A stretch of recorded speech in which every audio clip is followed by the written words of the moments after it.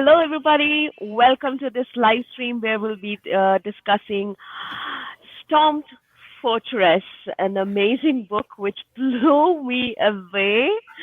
I know that I keep saying this for all the books, but this one really, truly did. Right? So, sorry that we are a couple of minutes late. We were having some interesting, amazing discussion regarding PL's books. So backstage was quite interesting as well. And unfortunately, this time Nico cannot join us. I hope he's still in the chat listening to us, and I hope he's okay. We all hope he's okay. Nico is saying such a fantastic book. Agree. Yeah, Nico, are you all right? Nico. I hope you're fine. Yeah, hope you're doing well, Nico. Okay, so I know this is a regular panel familiar to our viewers, but still I think we should have a quick round of introduction. PL, you would like to go first? Okay, thank you, Angie. Thank you, Angie, again for having me. You're so wonderful for letting me join this amazing discussion. Awesome to speak with you and Blaise and of course Janny. Yep, PL Stewart. I am obviously I'm a big member of the Janny Wurts fan club. Her books are phenomenal, and she is my favorite author. Again, I've said this without question, and this is my favorite fantasy series, The Wars of Light and Shadow. Storm Fortress. Again, we talk, as Angie mentioned, every book seems to up the next as we progress through this series. And this book in particular, I had mentioned it, I believe, in a previous discussion with all of us. Janny should get a lot more credit as being a phenomenal battle scene, writer of battle scenes, because the battles in this book were just gobsmackingly good. So, I mean, obviously, there's so many other elements that were fantastic, but the battle scenes in this book, you want your ultimate siege fantasy book, look no further. So, Janny should definitely be mentioned up there with some of the best battle scene writers in fantasy. So, but hopefully, we'll get into some of that later. I mean, the book was overall amazing again, but the battle scenes in here, absolutely top notch. Yeah, Oh, hi everyone. It's my pleasure to be back. I'm Blaise from Under the Radar SFF Books. I've been a long fan of the series for well over 3 years now. Probably read the whole thing in under a year, which is a feat in of itself. But Storm Fortress, from most of the fans of the series, is considered like the peak of this series. Until you guys get to the finale, no spoilers in that. But the entire book is a culmination of arc 3 from beginning to end. There's so many little hints and prophecies that come to fruition, some that don't, some that are hinted at, and the entire book is just it's a masterpiece in terms of like the sieges, and it take you on the battlefield. It also takes you behind the castle. It takes you into the preparations, like the food supplies, like everything going around in it. And I never read a book that gets so far in detail on that. And this is what this is. And that's just the small portion of the whole book as a whole. And we'll get into a lot of details on that today. But a great way to end arc 3, which from most people think is like the best arc in the series, and can't wait to discuss it. right, totally agree with both of you. I actually did like the battle scenes, everything, because it was not surprising because I knew, I mean, Janny would deliver, right? That's nothing surprising there. And as usual, it was emotional. And some characters, especially some unexpected characters, really pulled my heartstrings. For example, Sidir. Um, and okay, I cannot pronounce this guy's name. Kirialt. Oh, I mean, I was like literally in tears, right? So yeah, I mean, that it is a such a amazing blend. The whole series, in fact, is an amazing blend. Great action battle scenes that you expect from fantasy, but at the same time, it charges you up emotionally as well. That is a beautiful blend, and you don't see that often in fantasy. If they can pull it off, then great. But I think Janny does that balance so well, right? It's like reading kind of a Jane Austen classic where there is this love story and friendship and all this all these emotions, plus then all the action is a bonus, and the magic is a bonus. This is what I feel. I felt especially while reading Storm Fortress and the way it and I didn't see that coming. And that I mean, I think this book gave me a surprising twist. We will come to that when we are talking about the details in the spoiler section. But overall, yes, I was also blown away. And again, nothing surprising. It's Janny, right? She never fails to surprise us. So, Janny, would you like to say a few words about Storm Fortress? Storm Fortress is an arc finish, so it's going to deliver with hammers. So if you go back to your recall of Fugitive Prince, where everybody complains that the story's starting to get out of control or it's sprawling, I think you realize in Storm Fortress, every scrap of information on that page comes back bigger. You'll notice that the story begins to step over scenes that you've seen a piece of something, a piece of the magic, or a piece of something before, but now you're seeing it deeper. So you're seeing the layers begin to peel back. So scenes that look like hand wavy nothing in Curse of the Mistwraith all of a sudden have substance because you have the perspective here to see under the layers. So really, this is a 5-book one story, even though I broke it and even though I gave each of the installments an ending and each of them the same kind of structure that the whole series has. Storm Fortress is the finale. Literally, it's an entire volume of a finale. So from this point, if I kept you up all night, it's my fault. I'm guilty. Also, be prepared, because when you step off from the perspective of Storm Fortress, where now you see worldview, you see the perspective of all of the various factions, when you start the 4th arc, you're going to be gearing up for a whole new set of perspectives, and you have no idea. Arc 4 is going to stage for the mysteries. It's also going to begin to emerge some of the things that aren't going to unveil until the finale volume, so I won't say a word about that. So be prepared that if stepping off this high-pitched arc finale feels like a cold bath of water when you start Initiate's Trial, wait for it, because it's like a bicycle gearing up. You're starting at low gear, and then as the layers peel back and the perspectives open, the hammer's going to fall. And all of the information from Arc 3 is going to come back around again at another even deeper and more advanced level. So Storm Fortress was a sheer joy to write because it was an arc finish. Everything was there. All the pieces were just all ready to spring off into the action that follows. There were many scenes that did surprise me as I was writing, which is important because if I can't predict it, you can't either. So we can go into that in the spoiler section, but I'm really happy that people are finding this series, and I'm delighted that we have people here talking about it. So I want to thank you for giving your time to what's been a lifetime labor of love. Some of those scenes in Storm Fortress were literally written in draft probably 30 years ago. They've been sitting in hand penciled in notebooks all this time waiting for this book, and same with all the books. So all of the planning was done over 5 decades to bring this to a head. So it's really cool to see you enjoying that. Yeah.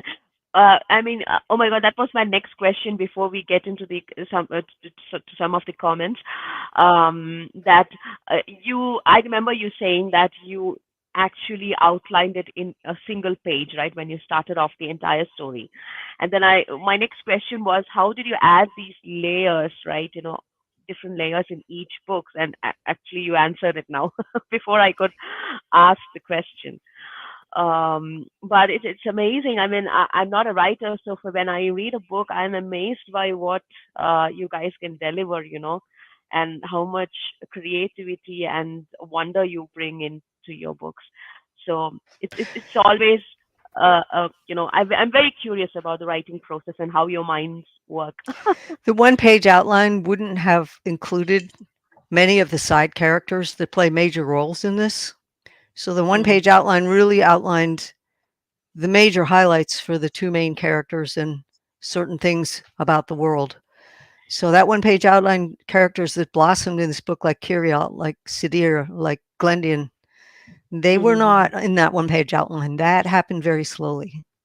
And that's where I say it's great, because when you plan a long-form work, you have time to do this. Each of those sub-characters can become a novel in themselves. But there's where some of the surprises come in, because Sidir first appears 2 books ago, and he is the captain who was forced to stay home or to return to guard the home front. He was the most trusted captain Arathon had, and it broke his heart to be forced to leave, to hold the line and protect the clan families and children. Here you see this come full circle, and his history extends back to Warhost, where he was one of the 2 survivors. Yeah. And who witnessed the battle. So his history with the main character goes way back, but it was submerged. Because when you were reading those books, you weren't looking at his character, you were looking at others. So letting those guys edit their own novel into the bigger picture was where I got to play a little bit. So, you don't come to a long form work all at once. You let it build, and you find a little seed, or something drops itself into a paragraph in a book, and you go, oh, that's interesting. I didn't see that. And I don't know where it's going, but your subconscious knows. And then when it comes time to build that finale, to build that tension, you're going to pull those threads forward and weave them together. So there is no wasted space. You're going to be astonished when you arrive at Song of the Mysteries how much back ties there are to the former books, all the way to scenes that you observed in Curse of the Mistrate that you thought might have been inconsequential, or you thought you saw the whole story. Oh boy, is that picture going to change. So this is what a long form work does in the ideal. It's done with the care that you have the time to develop that stuff. And if you can control it, which is tough, and if you make sure to build a storyline that's strong enough so you don't get bored and have to invent something new and take the story in a totally different direction to keep yourself amused, the best long form work have enough room for the characters to build and grow and breathe. And so you can bring that finale home. But the last volume is tough to write because you can't waste any space, nor can you shift any of the details that have been laid down in stone in the other volumes prior. So it's a challenge. One last note on writing process, and then I'll let you guys talk. You have to, if you're thinking of working a long form book, or if you're reading one, you have to think about, if you're starting to design something in your 20s and you're starting to draft it, and you're bringing your craft to its peak beginning in your 30s, maybe your 40s, then you decide to get it published. Now you're locked to a schedule. One thing people don't consider about when writers slow down is your perspective at 20 and what was cool isn't the same at 40, 30, 50. And also, you've plucked all the low-hanging fruit. By this time, you've got enough novels under your belt. You've done a bar fight before. How do you do one that's different? So it becomes more challenging to keep the stories fresh and not retread the old ground. So when you wonder why older writers might stall or take their time or take longer to bring a series to finish, often it's because you have to have a story that's built wide enough to handle that change of life perspective into it. And some of those series don't have that. So how do you cram a 50-year-old mind back into a 20-year-old? It can get very hard. It can block a writer up. So fortunately, I had the long sight to make the story big enough to handle all that shifting perspective. And that makes it fun because you can reread this book a decade later and it will be a different story for you because that life perspective will change what you see. Mm-hmm. So try to be forgiving of the writers who are struggling because Mm-hmm. their perspective of where they derive their inspiration from is not the same as it used to be. This is inevitable. We evolve. Yeah. One of the criticism that I get on my channel is that I try to be nice, too nice, maybe that like I'm not criticizing if I don't like a book, I'm trying I be more polite, but that's because I have uh, immense respect for writers and any kind of creators for that matter, movie makers, etc. Because they had the courage to come out and put their material out to the world to be judged, right? That itself is worthy of praise. And it's not that I want to gain more subscribers. That's why I'm being polite. No, it's because of this reason, right? Because creators are something else altogether, right? So There's even also, yeah, there's an impatience factor where you don't know who you're talking to. Some of these people who are super Mhm, critical, have they lived mhm, enough to realize what they're doing yet? The ones who say, so and so took way too long to finish the series. Hey, Tolkien took 18 years to write The Lord of the Rings, which he considered one book. So, mhm, where does this mhm. impatience come from? If a creator needs that time, give it to them. Anyway, so go True. on. I No, have to that's it. I admire. mean, I totally agree with your point. Yeah. So I think we'll take some comments here. We have a few of them here. So Jason says that starting my second reread, read it once this year already, getting ready for the last volume. That's awesome. And Apoor is saying, I thought some of the prophecy from Fugitive Prince would come into play in trailers, not because of the title. Which prophecy? There was a string of them. Yeah.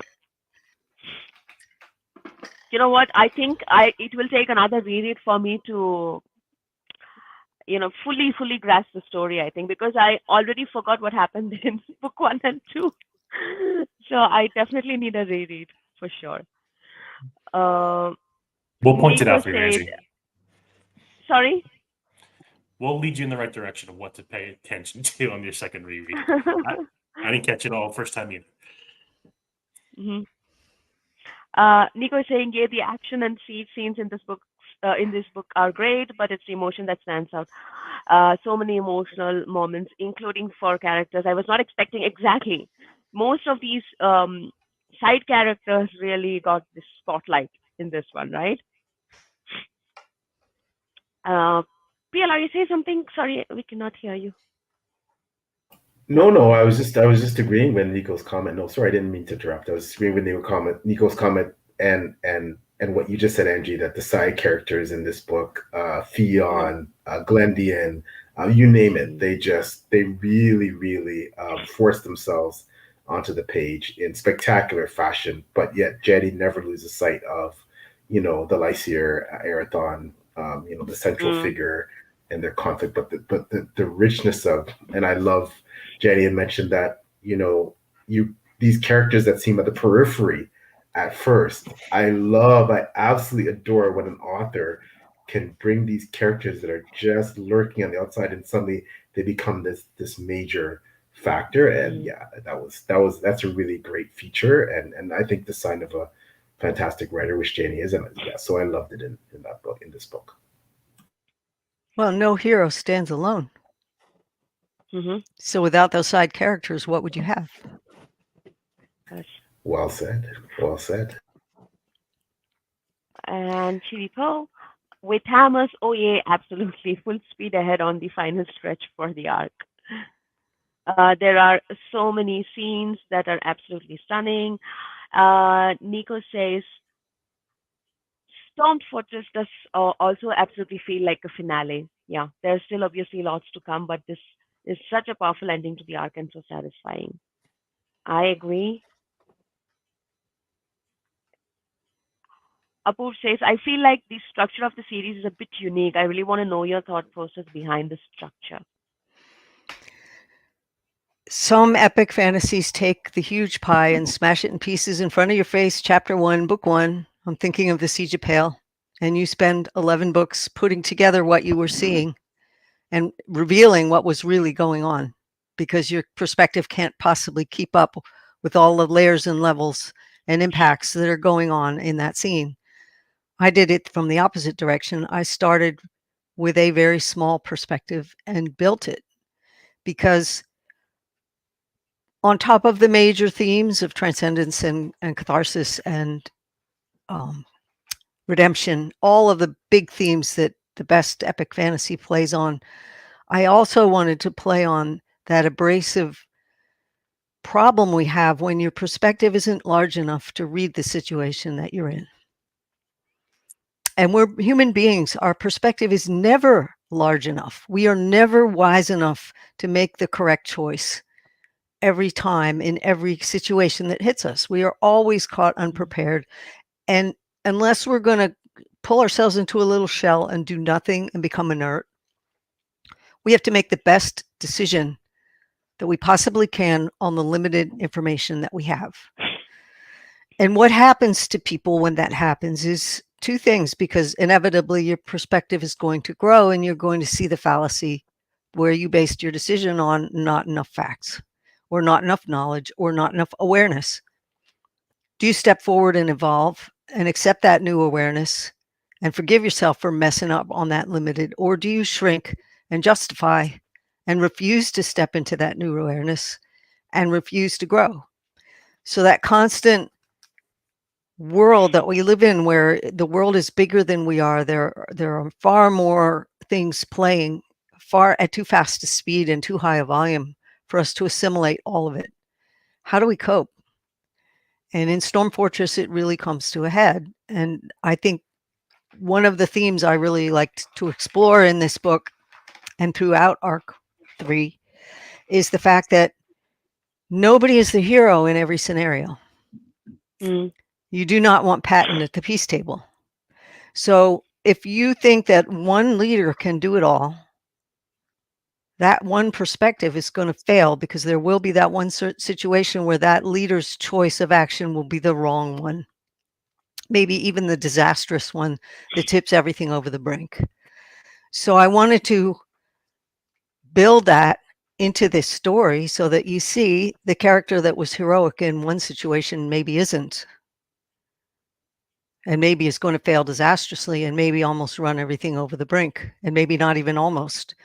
So this, outdated to me concept, we've evolved past the point where one leader should be able to do it all. We've gone past royalty and kings.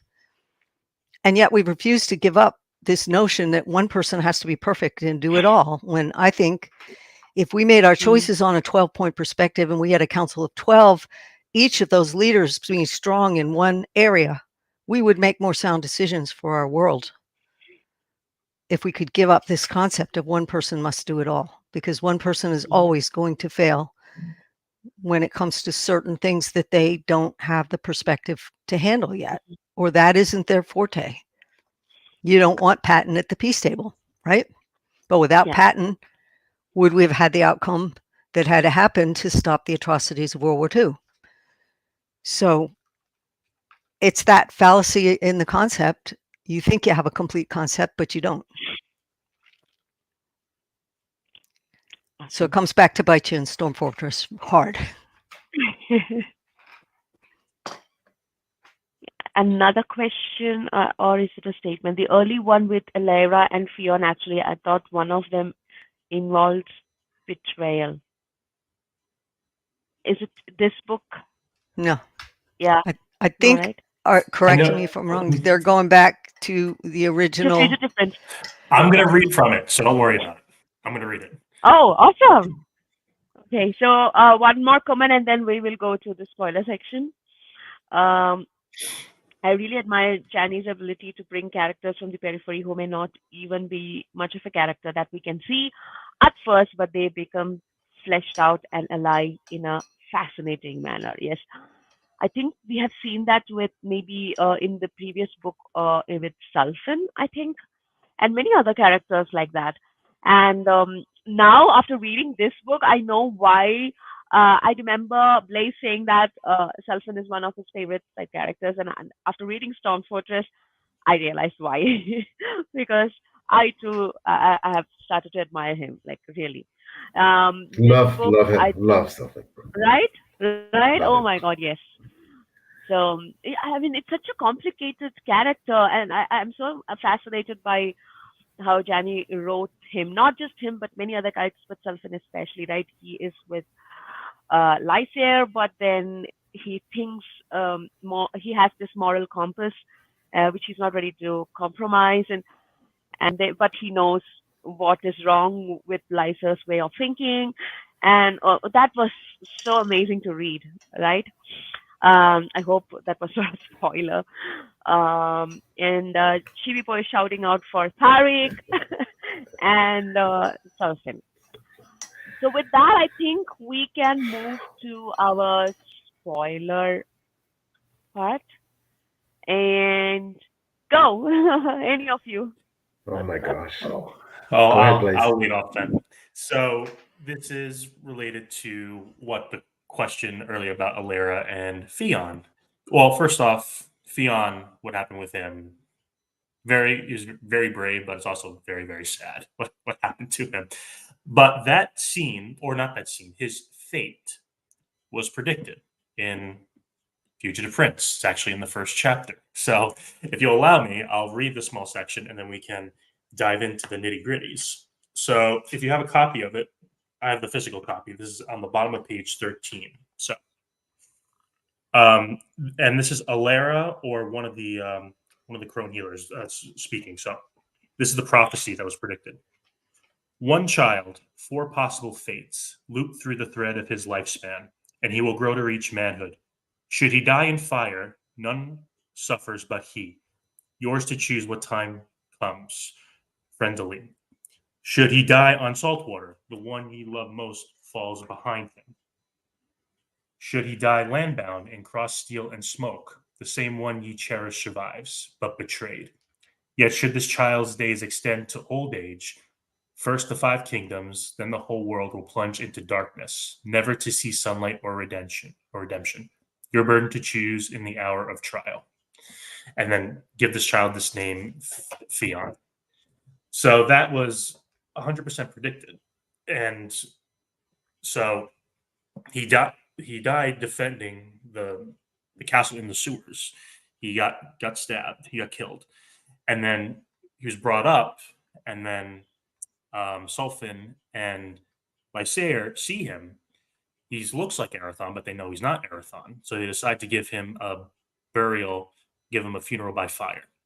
So that choice to do it by fire was prophesized in Fugitive Prince, and it's just brought forward. So I can only imagine, Janny, writing that, how you knew like those little threads would come together in the end. But yeah, reading that scene for a second time really, really, really got me. As did a lot of the scenes in Storm Fortress. Yeah, the character of Theon is such a. I know a lot of people spent most of the time he was on the pages being very irritated with his seeming immaturity, with his lack of understanding of the big picture, with his, his doubting of Arathon and suspicion and mistrust. But Janny did such an exceptional job with Theon, making him so true to character. And I think we all love redemption arcs, and I would argue that she gave Theon that, right, especially the way he died. And but I think also when he did die, I took a moment to reflect on the difficulty of his whole life. His whole life was basically just a machination of the Karani, right? Like he was there for a purpose, a broader purpose, of course, but I mean, in terms of conceptually, he's there for a purpose. And he did want to become a famous warrior. He did want to fight, and he did want to show his valor. And in the end, he did. and but I guess you take a moment to kind of weep for Fion, because his it felt in some ways like a life squandered, but in so many ways it was a life fulfilled. And and it really Wow. really struck me. His ending really struck me, that he got the ending that he deserved, right? Yeah. But that ending, thinking about it, this is someone who wears Arathon's face, right? So you kind of think it's almost like one of those things in my mind, and I'm not sure if Jenny kind of intended that way, but you know, you can't have Arathons, or two people who look at Arathon going on forever, right? At some point, Mm. one can't be there. So I kind of, you figure, you thought that at some point Fionn was not going to make it. I didn't certainly didn't predict the manner of his ending, but it's great that Blaise read that prophecy, because he Arathon did his best to save him. But that doesn't mean he was necessarily saving him to live to be an old man. He was saving him, I think, long enough for him to see and be enlightened. And that's, I think, to some degree, that happened at the end. And I thought that was exceptionally done. I think people miss surprise how young he is. For most of Mhm. these books, he's just a runaway, rebellious teen. And the fact his fate was never his own, even that prophecy was steered by the fact he was going to become double for the Master of Shadow. If you look, that Seeress, that plain Seeress that gave that prophecy knew what she was doing. So he never had a chance to become himself anywhere. So everybody says they're irritated. Makes sense to me that a teenage kid that's got some smarts and some ambition would be fighting this every inch of the way. And the fun part is, I don't know if you guys all saw Catrick coming back and the crew from the shipyard and the events of Fugitive Prince, which play so strongly in that scene. What was it that made Fionn finally grow up? All of Arathon's efforts failed. Sidir efforts failed, though Sidir read him correctly, that he had the steel to stand up on his own 2 feet. Would he ever? Nobody could tell. He met the shipyard workers, and he heard their account of what the Coriathane did to them. And it finally clicked of what had happened to him and who had used him and whose pawn he really was. So I saw his fate from that point forward as he was no longer the pawn. It was inevitable and it was tragic, but it was Tharic and the shipyard's crew, that loyalty that lasted all those years, and what they tried to do to save the Citadel, that actually forced him to look at his own past and see it clearly. So the moment of maturity, sadly, was the moment that he had to step forward and actually play Arathon's role. Yeah. Mhm. Even though it wasn't what he would have necessarily thought of as himself, he had to shoulder that in the end.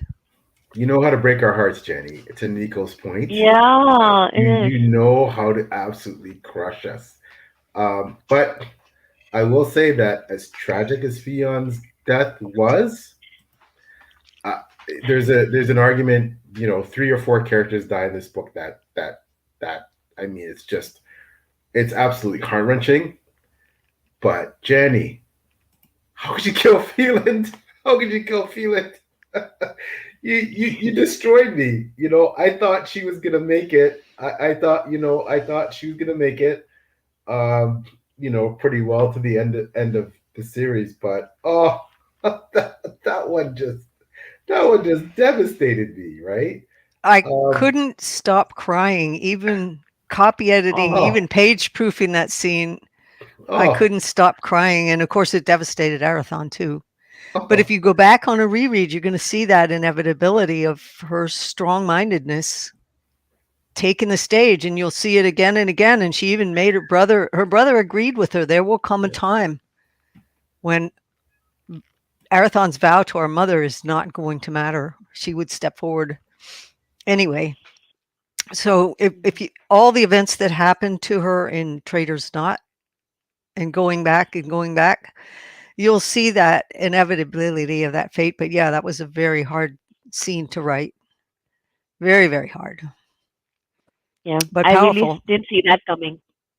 So I did not, and I think what really blasted me about that scene beyond the connection with her and Erathon is when Janny gives these characters that it seems like they found some measure of happiness, mm, some measure of happiness. She's with TF, right? They have a great relationship. They're in love. She like when we first met Phelan, she was younger, very brash, and you wondered like, okay, she's a bit of a daredevil. She's very stubborn, but she's extremely capable. But yeah, like I man, like when you see someone at that stage, they finally found happiness. Yeah, it was tough. It was really tough to see her go, right. And that, again, because of Lysier. But yeah, that broke me. That one of all the deaths in the book, that one yeah, really broke me. So Well, and Catrick having to burn the ship that he built. yep. yeah, You see a lot of things come to a head. There's no character comes through that siege that doesn't have to give up something serious. right. Yes, yes. Jason says, "I love the twins and Oh, Dame Dower." Oh, who Dar. doesn't like Oh, Dame Dower? Dar. Same. Oh, She you remember is my amazing. face? Oh, she is just fantastic, so fantastic in Yeah, every way. But that whole, this book gave me such a different perspective on the Sobridans, all the Sobridans who, they've been doing this double agent thing. They're very complicated, but I mean, geez, what I loved about this book is just getting that inside look into them, their background, their lineage. Like these are people who, they take their swords to the privy to make love, to dinner. Like they are just so martial. I love that aspect that they're just always ready to fight, right? And yeah, you just know that, yeah, okay, they seem to be outmatched, but they are going to just raise hell. They are not going down. They're not going to let their ancestral home be taken without blood will be shed, right? And they are just so stubbornly martial, right? And effective, of course. They're like steel, but it was just fascinating to see how martial they were when now they're pushed to, someone's invading their home, and man, you're gonna pay for that, right? Like that was mm, just it was just brutal. Uh, some of the countermeasures they enacted for that siege, like it was just, uh, you know, Leicester and the Alliance, they were not prepared for yeah. that, No. right? Well, you Mm, look at the map and the map shaped them. First, they had the most impregnable stronghold on the map. So they were able to be as martial as they wanted and get away with it. They survived the rebellion bloodily, but they survived it. But you look at that map and their seaport, they're seafaring, but they've got those two towns sitting right at the head of that inlet that are constantly cutting them off. So I don't think they ever had a chance to put down their swords.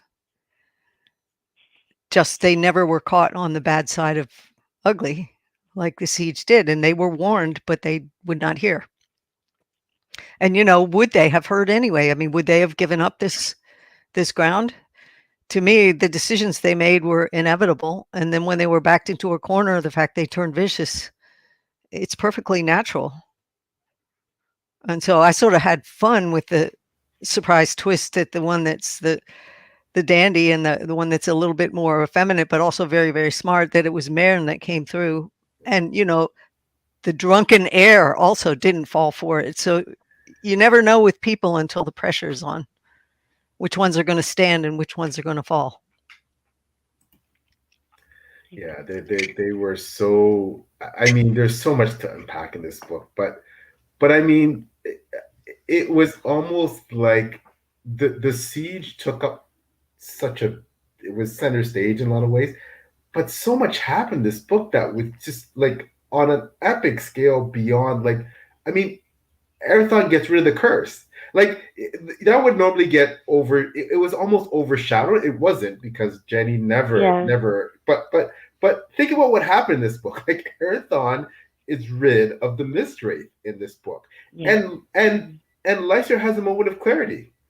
He has a moment of clarity too in this book, and those are two humongous events that, because of everything that was going on, you didn't forget about it, but it's almost like, oh, like, that was a moment, right? That was a huge moment with Arathon and the Paravians. Like, that was huge.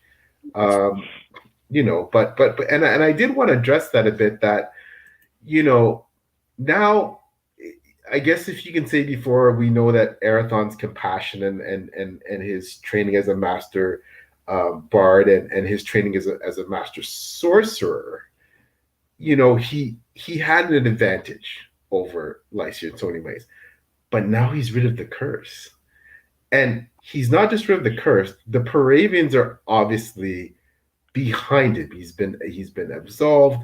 He has powerful things in his corner right now that Lysier just doesn't have. But he's rid the curse. So, that in itself, it's just humongous, right? So Nobody Yeah. sees that coming. You figure that's the end of No. the 11th volume, and I'm like, oh no, this is just the twist before the kick. And it's funny, because all that stuff is going to come around again. It's all, you have no idea what's coming. Arc 4, you will have no idea how it's going to play, because you can project forward all you like, you're going to miss. And that pisses people off starting Arc 4 until they get in the groove of what happens. Yeah. Because there's a reason for all of it. But yeah, that's major. People did not see Chapter 5 in Storm Fortress coming, not at all. And so that made it incredibly fun to write. Yeah, But you there's kind so of many Yeah. layers in play in those scenes in that Chapter 5. Watch for it. The whole scene where Arathon uses music to waken the defenses of Selkwood. The definition of what causes entropy is enormous in that. And I don't know how many readers catch it. Did you guys catch that? Where second time. he went Not to the the, first. second time, because you're still looking from traditional fantasy eyes, you're going to miss it. Where Arathon enters Selkwood and he goes to the Paravian marker, and he trespasses on Selkwood's sacred ground, and then he starts to waken. And what does he do? It scares the crap out of the clansmen watching. They're ready to kill him.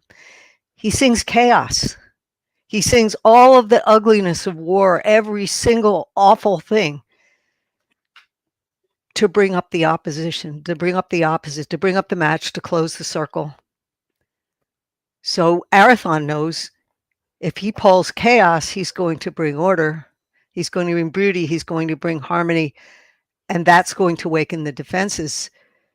And that whole concept where he states it outright, if you don't, and it's come around before when Asandir was chasing after the wraiths in space, you can't have a system that is not entropic if you forbid any one choice. You have to have all possibilities in play, all of them, in order to have a situation that can go on without deterioration. You can't have any fixed point where this is absolutely forbidden, or this can't happen. Or so in order to have total harmony and total peace, you also have to have the possibility of complete ugliness, complete atrocity, complete chaos. Otherwise, entropy will eat that system and break it apart. You have to have a whole hoop of possibility in play.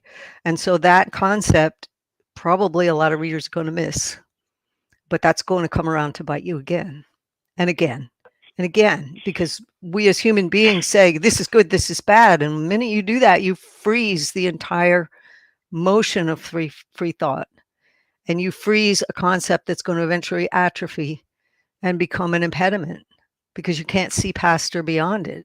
You can't grow. So yeah, you can allow the possibility of all choice, but not choose that choice of chaos and ugliness. but you have to allow all those choices in order to make it happen. So, I went behind the Iron Curtain, but when it just barely opened, I went to Russia way back in 1976, just after Nixon started negotiations. And boy, I saw what it's like to be in a culture where everything is authoritarian and there are no choices. And it's like you went into a supermarket and you saw all the labels of all the cans designed by whoever the state artist was. There was no competition, no creativity. It was like being injected with Novocaine. The world was dead. And you talk to people who emigrate from that culture, they're incapable of making a decision because too many choices. And I'm constantly coming around to people that are complaining about our more free and looser society, where they say, we got to stop this, or we got to prevent that, or we got to forbid this. And I'm going, no, you have the choice. You have the choice not to do those things. But in an authoritarian culture, you do not have that choice. And it's going to deaden the creativity. It's going to deaden the vibrancy. It's going to deaden. You walk into our culture and it's very loud because there's so much going on. And a lot of it you don't want. But guess what? You get to pick what you want and don't want. And that's really important. Mhm. Wow, that's so well explained. One little cherry That, on that scene with when Arathon gets rid of the curse. Um, Throughout the series, when we had our very short interactions with the Paravians, I found it on the second read, and I was thinking back on this, is like we've seen the centaurs. We saw that in Warhost of Vestmark. We also saw that in Peril's Gate. We've seen the unicorns. We saw that with Alaire when she entered the Ath Brother. This is our first time, I believe, seeing the Sun Children, which is the third of the Paravian. So now we get a kind of a full picture of what they are and what they can do. And that little hint, I'm not spoiling anything, but just keep that in the back of your mind for that. And that scene, like most writers, that would be like the climax to any book or to ending of the entire series. It was kind of it mm, read beautifully, but it was kind of like, yeah, this happened, and now we got to go save a fortress from being taken. And this mm. it was just yeah. First time reading that chapter, I think I screamed at Janny through our direct messages. I'm like, what? You just threw this in like now? Like you're just you got to save Screamed at me? Okay. I remember. It's fine. Remember who came forward to his call in that scene? I didn't name her, but you'll see that character again.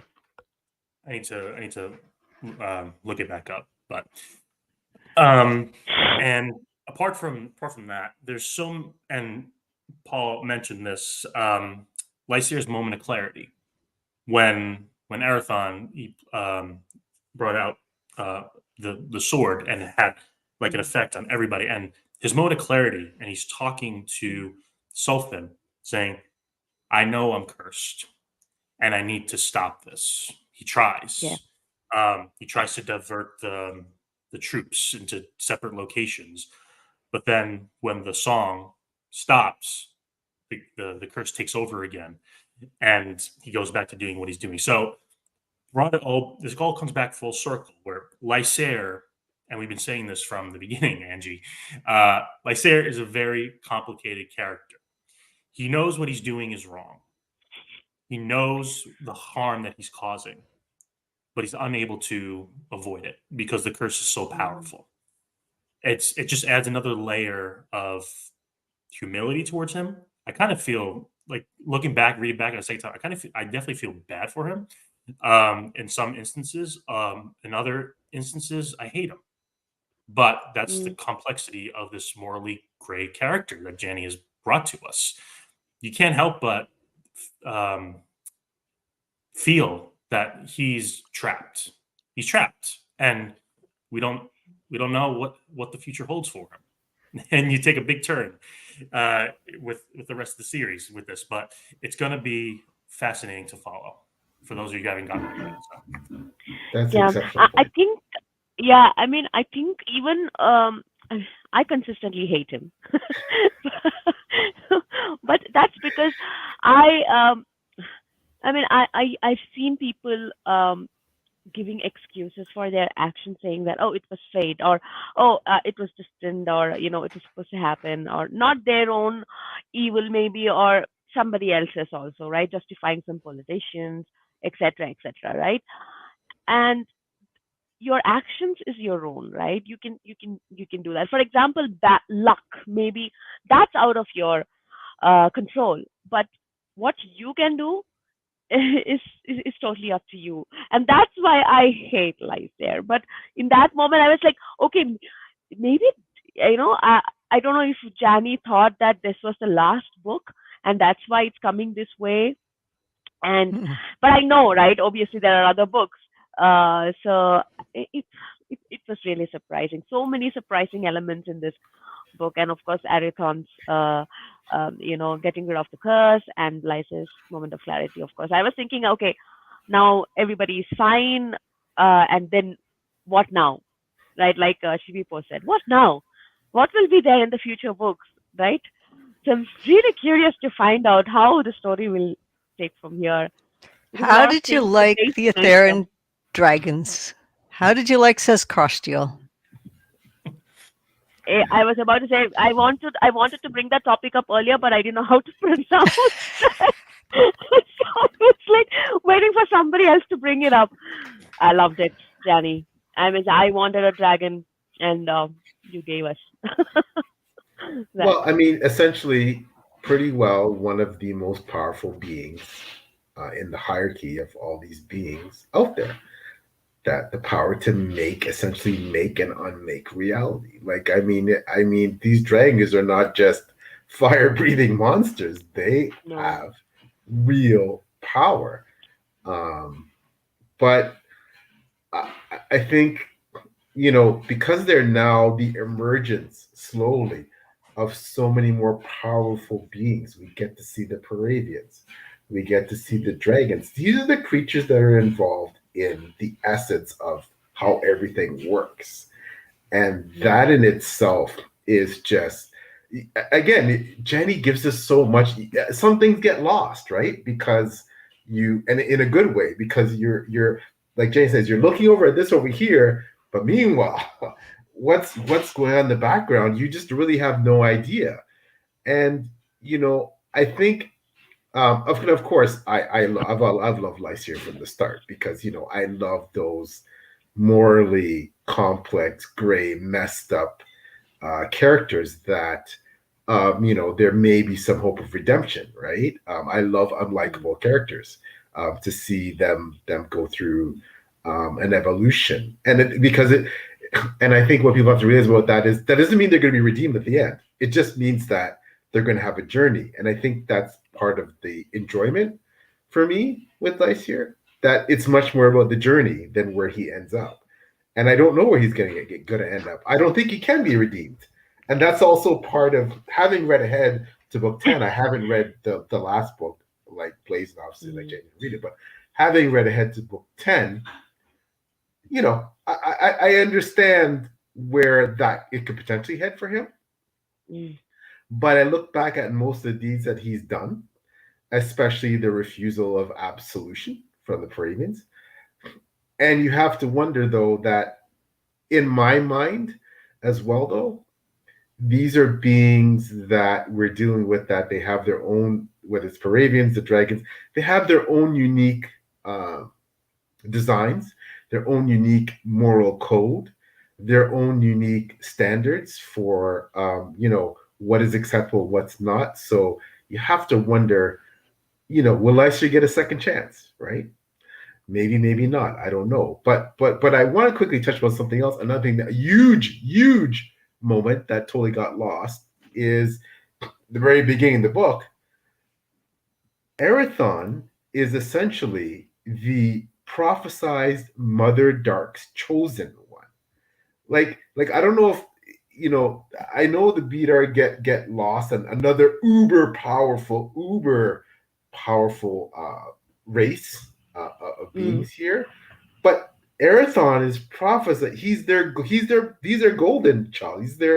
he's like, but again, that was something that got lost in the fact that for centuries they've prophesized that he's gonna show up. So he's got to be bloody well important if if a race as powerful as the Beat are saying that he's the chosen one essentially. Like this, it's crazy. But again, another major event that happens that you can kind of gloss over. In that I love, because I think what Jane did with that is it was such a big moment, the meeting between Sulfin and Erathon. And I think a lot of people were focused on that. And it was a momentous moment, but wow, like Erathon's, the Beatar, Erathon is someone who's been prophesied for centuries to come along and bring renewed hope. Like that is huge. So just another thing that happened that was big. Just one thing on the Beatar, and I'll let Janny respond to this. So, we've seen little hints of the Beatar. We saw them at the end of Traitors Not, but I believe this is like the first book where we get like pretty much full on access to, especially the Beatar Crone. Yes. She's she's a lot going on with She's her. amazing. With the relationship with Erathon and how they're going to play a role in the bigger scope. I just loved it. But one thing related to the Beatar, and it might have happened in an earlier chapter, but this is when I remember it, and this is huge ramifications, and it might be so small that some people might miss it. When Alara makes a pact with Dakar, and she's trying to save like Erathon, like heal him, and she does a Coriani spell, or what has it, but because she went into the Ath Brotherhood, it's twisted. It didn't become like a Coriani spell. It became a Beatar spell, or a warding. What that means is that, and it's in the book. So what that means is that the Coriani magic, or what they use, it's not their own. It was stolen. Yeah.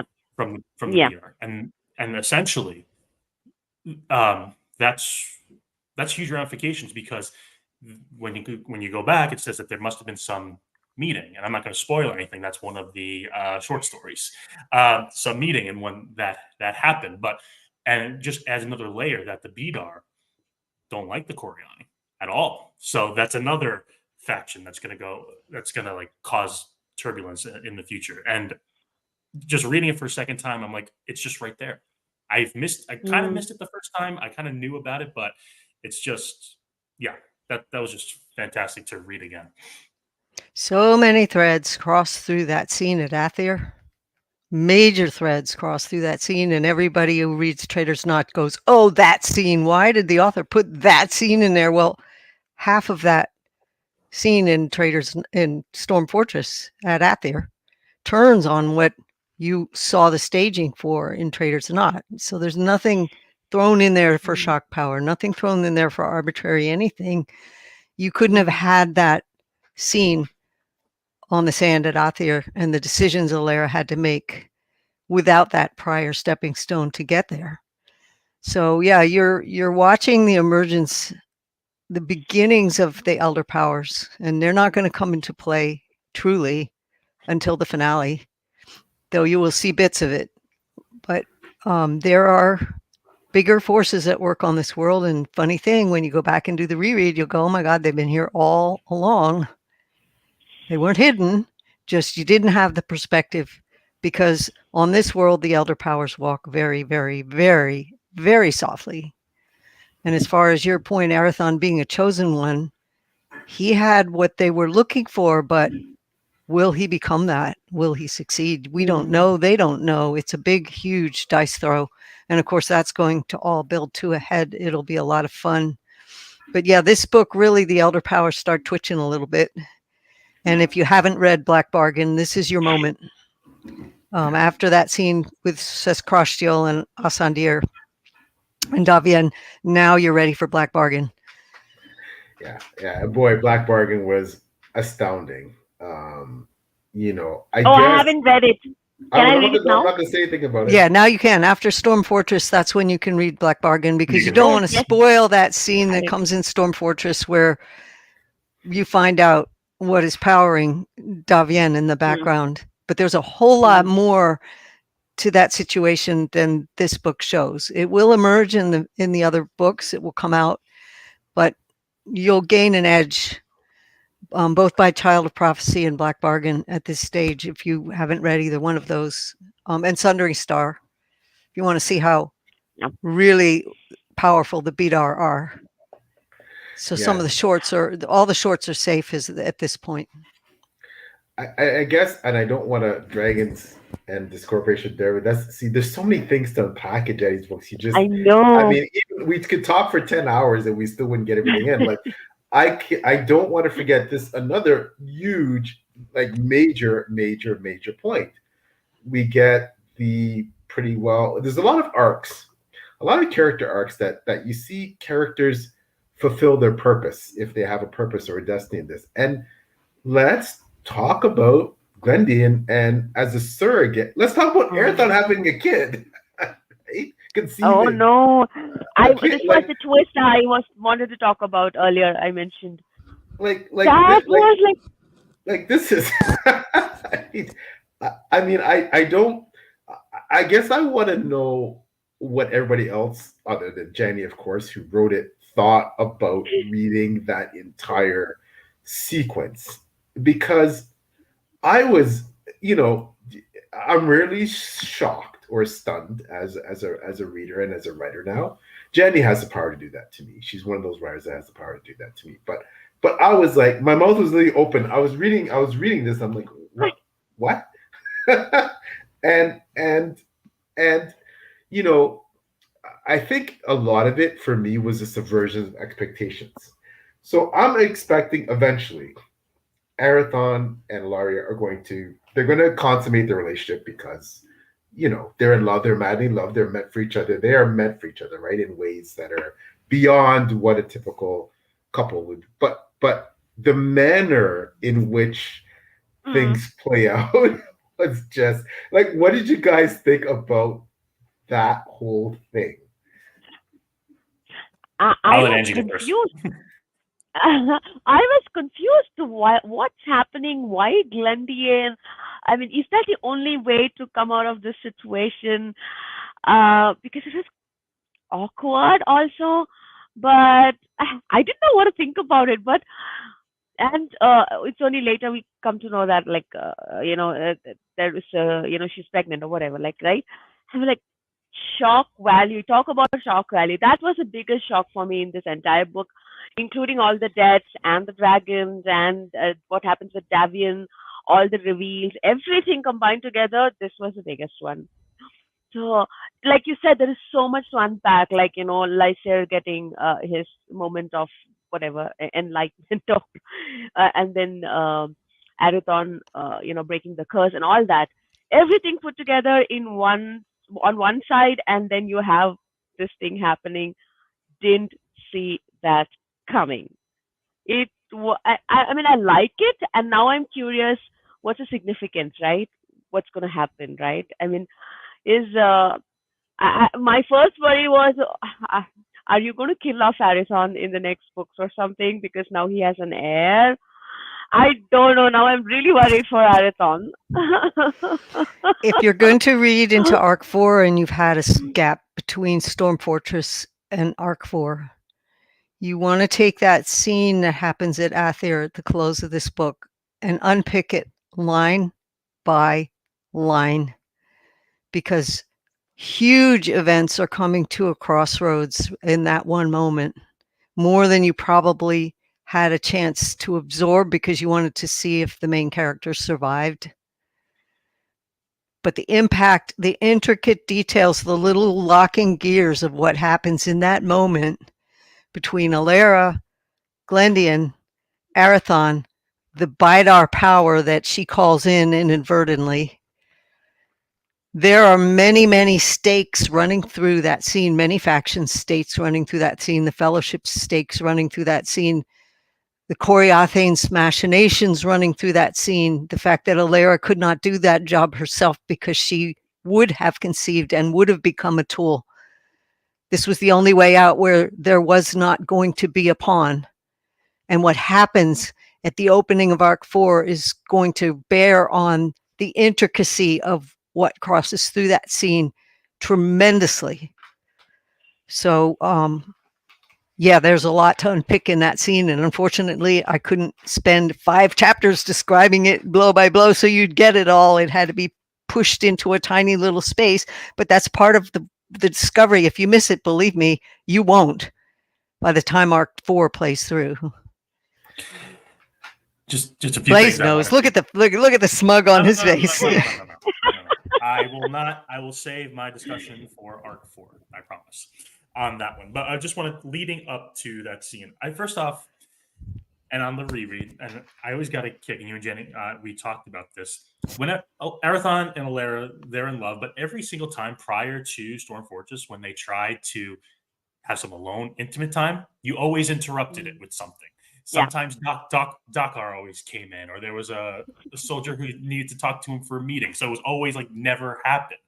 And then it does happen in this one, and I was thinking like, okay, it's fine. Finally, it happened. But it was the only way out, because I believe it was in Trader's Knot, correct me if I'm wrong, when they learned about the consummation spell the Coriathane put on Alera. So if they ever consummated, they would conceive, and then that child would be used as a pawn for the Coriathane. There's more going on to that from past, but we'll save that for when we get there. And then, yeah, that scene, the ending of that scene, word for word, what Janny said. Yes. After you get into Arc 4, you're going to want to look back and read that again, and read it in very fine detail, because it's going to come back. It's going to come back, and I wasn't prepared. I don't think Paul. I don't think you were prepared. We were not prepared for what happens. So, no. Blaise is right. Duct tape. Was not duct tape. But I guess, prepared. but Janny, I just wanted to ask you, of all your startling, shocking scenes, do you feel that's the one that your readers find the most controversial, the most startling? And this is a series that has so many moments that just your mind goes like, is that one of the ones that? Because for me, if I had to plot all of the scenes that surprised me the most, I think this was probably the one in so far in your book that really just, yeah. So is that do you find that, is that a common feedback from your readers that this scene is the one that people go, oh my God? Usually it's the women. They get pissed off, and they don't get pissed off here. They get pissed off in Trader's Knot. The scene in Trader's Knot that they think, oh, Wurts is going off in some weird twisted sex. Okay. Keep your little prejudice. Don't read the story. I think one of the themes that's unseen in this book is kind of a upside down inversion of our societal trope of how much should we value faithfulness. And I kind of lean back towards the Odyssey, where Theseus going home is unfaithful to his wife every which way from Sunday. He gets snared by witches, he has affairs here and there, but what's the one driving purpose that brings him home is his faithfulness to his wife. That is his cherished thread that keeps him alive and keeps him falling for these schemes to get his men home alive, to return home to her. And so to me, that in some ways is the definition of an epic, is breaking all the societal norms so that you rebuild them with a solid understanding of what they are. So he comes back to faithfulness, knowing all of the ways that you can fail at it. So one of the little buried themes in this book is what constitutes faithfulness. Arathon and Alera are made for each other, and they know it, and they're solid in their love for each other. And yet, Alera can allow what happened in Vastmark and forgive it because she saw his pain. There was no way She saw the other woman's pain, and that was one of the things that got Arathon through QR Cavern, was the woman Yeah. that he had a compassionate relationship with in Vastmark. So what is faithfulness really? Is it physical or is it spiritual? And in this, Alara was shielding out not just the curse that was on her, or the Geas from the Coriathane, the Geas from the Coriathane that she would conceive if she ever, and create the pawn that she did not want to.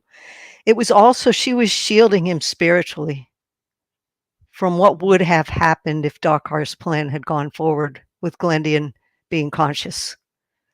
So is faithfulness spiritual? Is it physical? Is it both?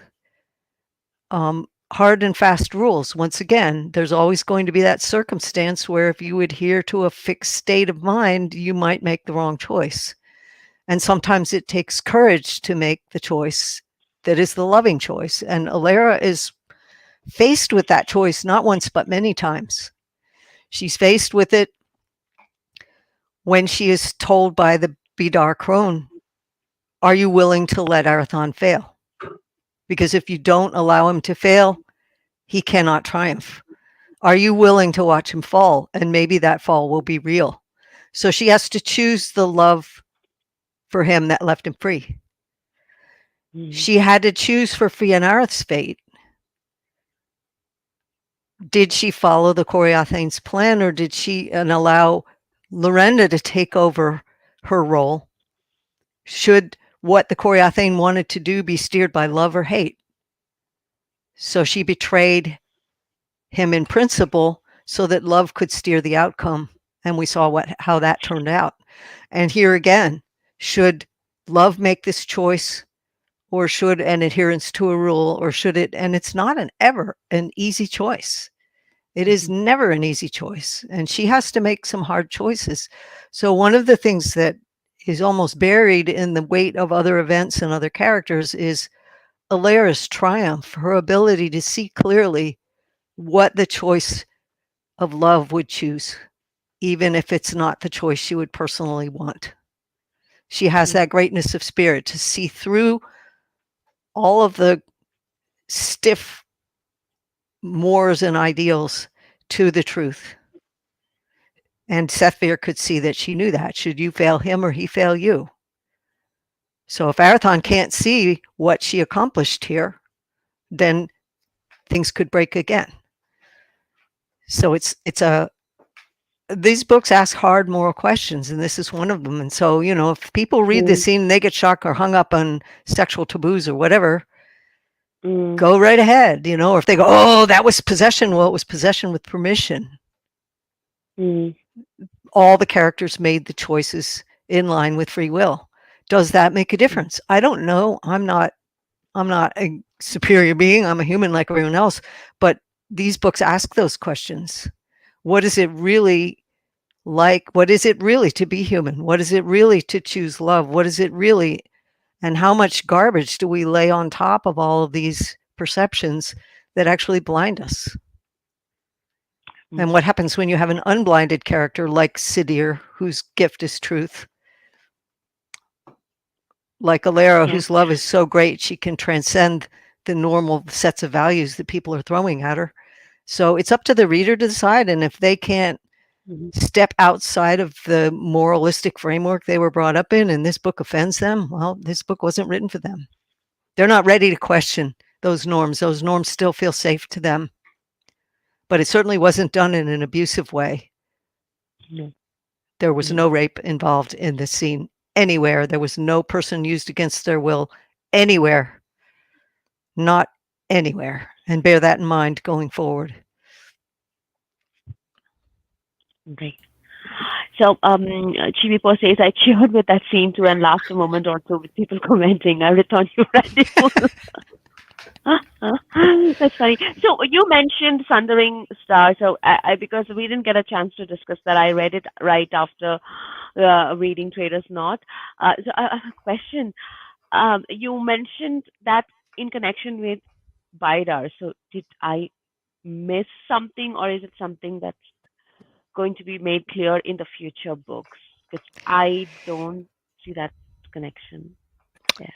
It And will by be the way, made I it, loved it. it will be made clear in future books. It doesn't hurt that you know it now, because you won't get confused reading those scenes because you skimmed over too fast to see what was going to happen, that you missed the meat of what drove it.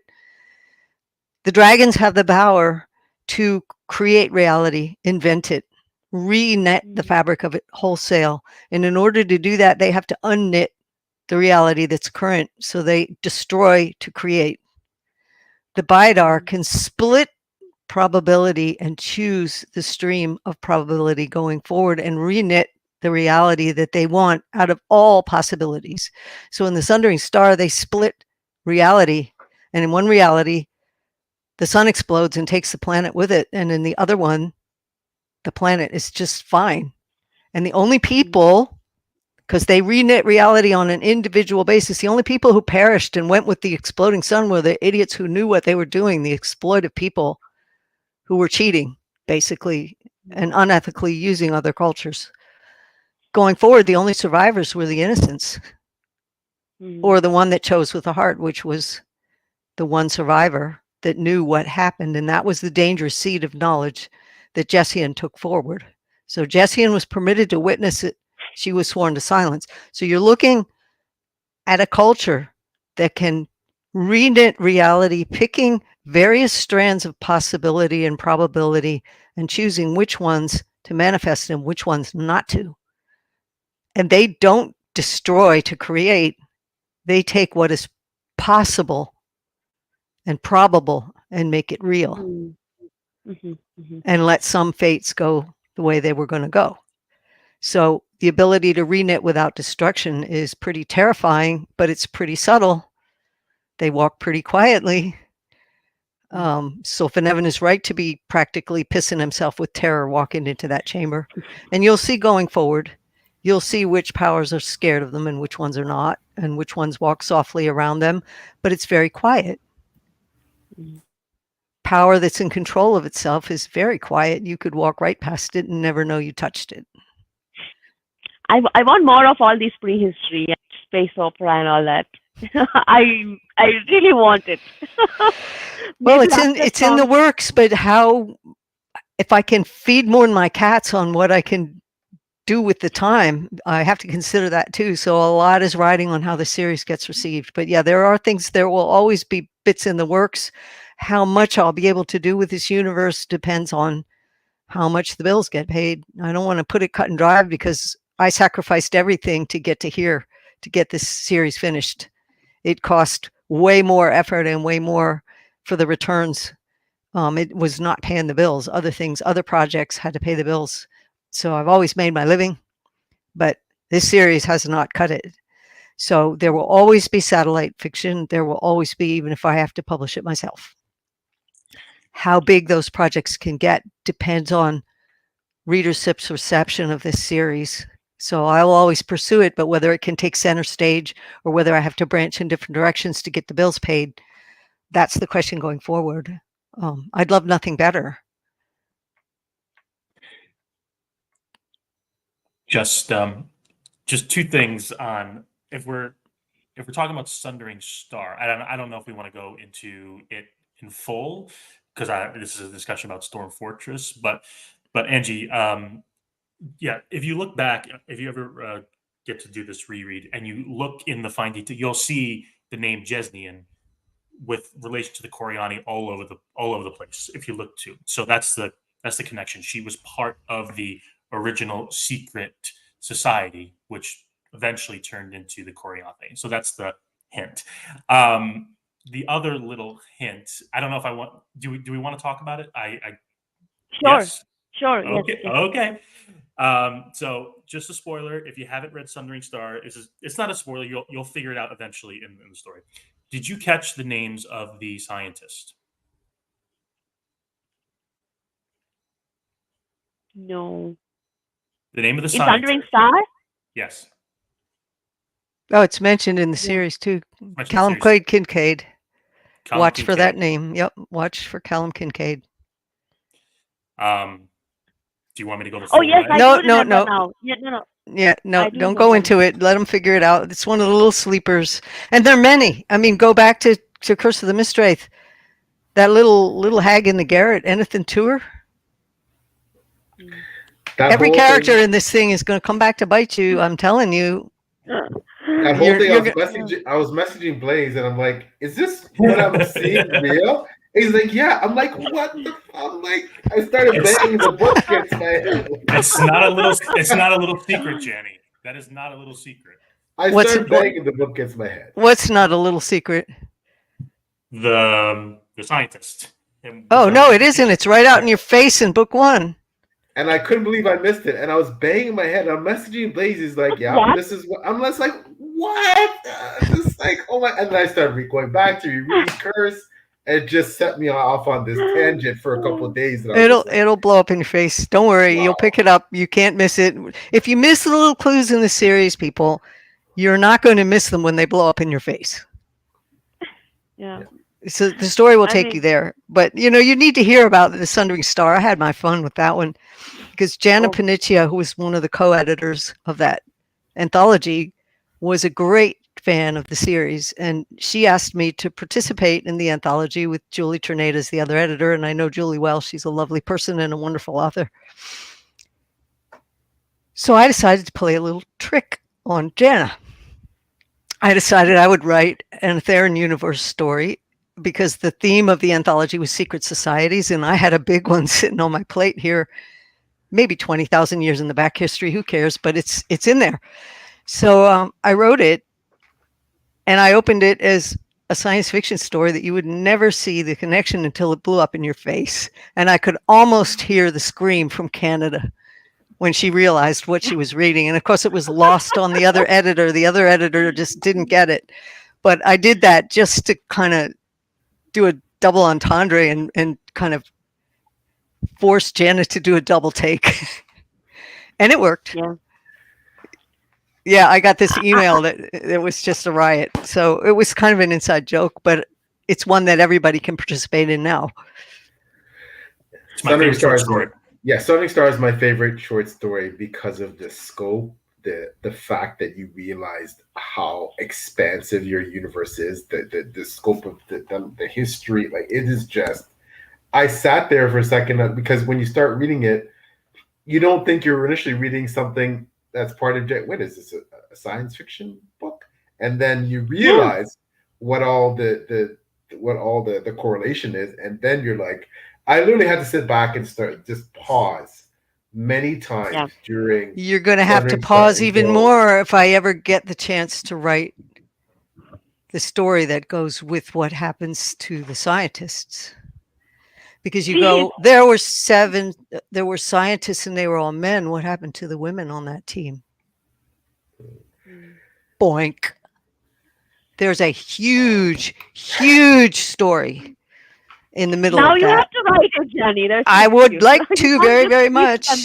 Well, write it, Janny, write it, self-publish it. You have to, because I think of all the stories that I am most anxious to have some expansion on from you, selfishly for me, it is of those scientists, because of we know what happens. They're like, I want to know all about that, about the weapon, I want to know all the details about that specifically, because I think that's I want to write it. I want to write it. It's a two-phase. If I do this, it's a two-phase story.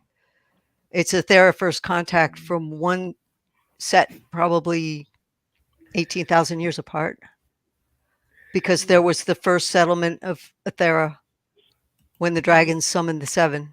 And then there was the second human settlement of Thera when the refugees from that huge rebellion landed there. So it would be a two-part story set together. Yeah, I want to see all that. I want to see. But it's going to take a lot of work to do it, because correlating all of the history, you realize when human first contact came in, first stage, year one, there was massive stuff going on in the second age. I mean, huge stuff going on in the second age. It was not a peaceful moment, especially the close of the first age to the second age. Massively not a peaceful moment. So these are all parts of the iceberg that nobody's really seen. And in order to do that slice of history, everything else has to be fleshed out even more than it already is. I have to know it down to the micron detail. So always doing a back history of their story is an enormous amount of work because of setting it into its proper place. In history, you have to know what everything else is doing around it. Hey, I like Shivapo's idea. Patreon, Yeah. self-publishing. Mhm. Doing a Kickstarter, Jenny. I mean, all of this stuff, the richness, the How do you do a Kickstarter where you aren't doing what Don did when he did that pirate deck of cards? 6 months he was filling out customs forms and mailing things. Trips to the post office for 6 months. That's all he could do. So he got the card deck produced, but by the time he added up all the packing, shipping, foreign postage that you couldn't control, he was like, no creativity happened in that period. So it's a lovely way to produce something, but you also realize you're the factory. You're doing the Yes. monkey work. Oh, I know. But you know what though, Jenny? But you'd also wouldn't be dealing with some of the challenges you've dealt with in having obviously there's a lot of benefits, but in having to navigate the traditionally publishing world with this agent and this I mean there's always drawbacks and disadvantages to both, but you might find that you're gonna have time freed up not to deal with The other ideal things. combination for me, I think, for projects like that would be a small press specialty publication of the paper book, limited edition special, and let them reprint a cheaper edition if it sells well, and me handle just the ebook. That's probably the best route for me. So I'm not trying to physically shovel books into the mail and run to the post office and literally filling out the customs forms Yeah. every week. Yeah. Oh, And that would true. probably be better for the planet too, because those people are used to shipping out books. They do this, they already have the mechanism in place and don't have to do millions of little errands. So I don't know what the future will hold. Like I said, in order to get that kind of a sweet deal from a small press to do a special edition, the big series has got to make a hit. Yeah. Well, who knows? You might do it all exclusively through something like Broken Binding, or there's just so many options. But all There I'm are saying, options, but it all rides on how well Song of the Mysteries is received. Yeah. As to what my options are going for, there are always going to be options. So yeah, if I really want to see it done, it'll get done. The question is, can I make it happen without emptying the piggy bank anymore? well, I can say selfishly, and I'm sure a lot of your readers feel the same. We want to see it happen. We want to see things like that. The Drake Council, Oh, with the yeah. Moravians. Like, there's so many things historically from your universe that we would love to see from the previous ages. So yeah, I just hope that you continue to write in your universe for decades to come. So Be really nice if I could. So we'll see going forward what happens. There are projects in the works. I do have projects in the works. Because like I said, these stories do not come together automatically because of the tremendous web of stuff that are connected to. So I have all of these things in the works. Whether I'll have a chance to push them to fruition, time will tell. Right now, I'm paying the bills. I'm doing artwork to pay the bills, to catch up for what it took to get Song of the Mysteries out the door, where literally there was no income coming in for a long time. So we'll see. We'll see. I'm encouraged. We'll see. Right. I have no idea what Shivipo is talking about here. Yeah, I Patreon. I know a lot of authors do that to make the bills, but I really, really, really clinch at the idea of putting anything of mine behind a paywall that the mm-hmm. public can't access. Either you give it to them and they get interested enough and then they pay you for the books. But having something behind, and I'm not knocking the authors who do some of them, that's the only way they could survive. I've avoided it because personally, I really don't like the idea of exclusivity and those who can afford it. Libraries can carry my books. You can get my books on the used market. You can find ways to get them legitimately, inexpensively. So that's my reason for balking on a Patreon.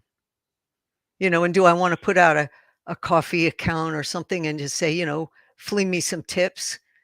I've always got this silly ethic, okay? It's probably one of my rigid, stupid things that I should throw in the trash in today's crazy world, but that you know, if you really like the stories, you'll go out and pay for them, or you'll get them from the library, or you'll borrow them from a friend. But do I really need to be on the street with a cup in my hand begging when the work should speak for itself? Let the work carry its weight. Let the readers decide they're coming back because they love it. So that's why I haven't done a Patreon, not to say I never will. And then the other reason is the constraint of constantly having to pump out something to stick up on that page. It's like, is that going to cheapen what I'm doing? Because it's going to push projects out too soon or force me to think about something when life is going bad and the inspiration needs to be on hold for the moment because something in my life has to be dealt with. And I got to feed the Patreon page to keep those people happy. Do I really want to feed that fire with stuff that my heart isn't 100% in and my focus can't be 100% on? So it's that constant pressure of producing to fit that schedule. I'm not sure I would do well with that. Again, I'm not knocking the authors who can. Wow, more power to them. If it's good for them, it's good for them. But that's why I haven't created that site for myself yet, and hope I never have to.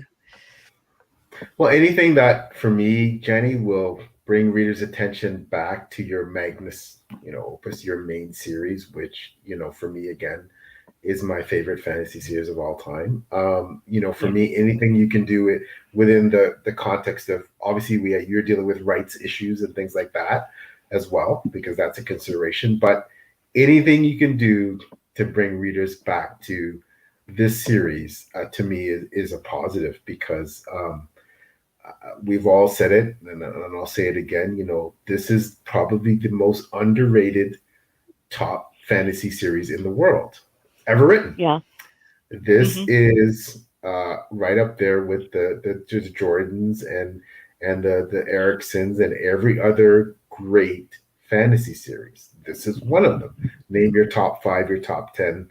Wars of Light or Shadow is. So for me, anything that you can do to bring readers, new readers, readers who are nervous about getting into. But they're going to come to a Patreon because they know you.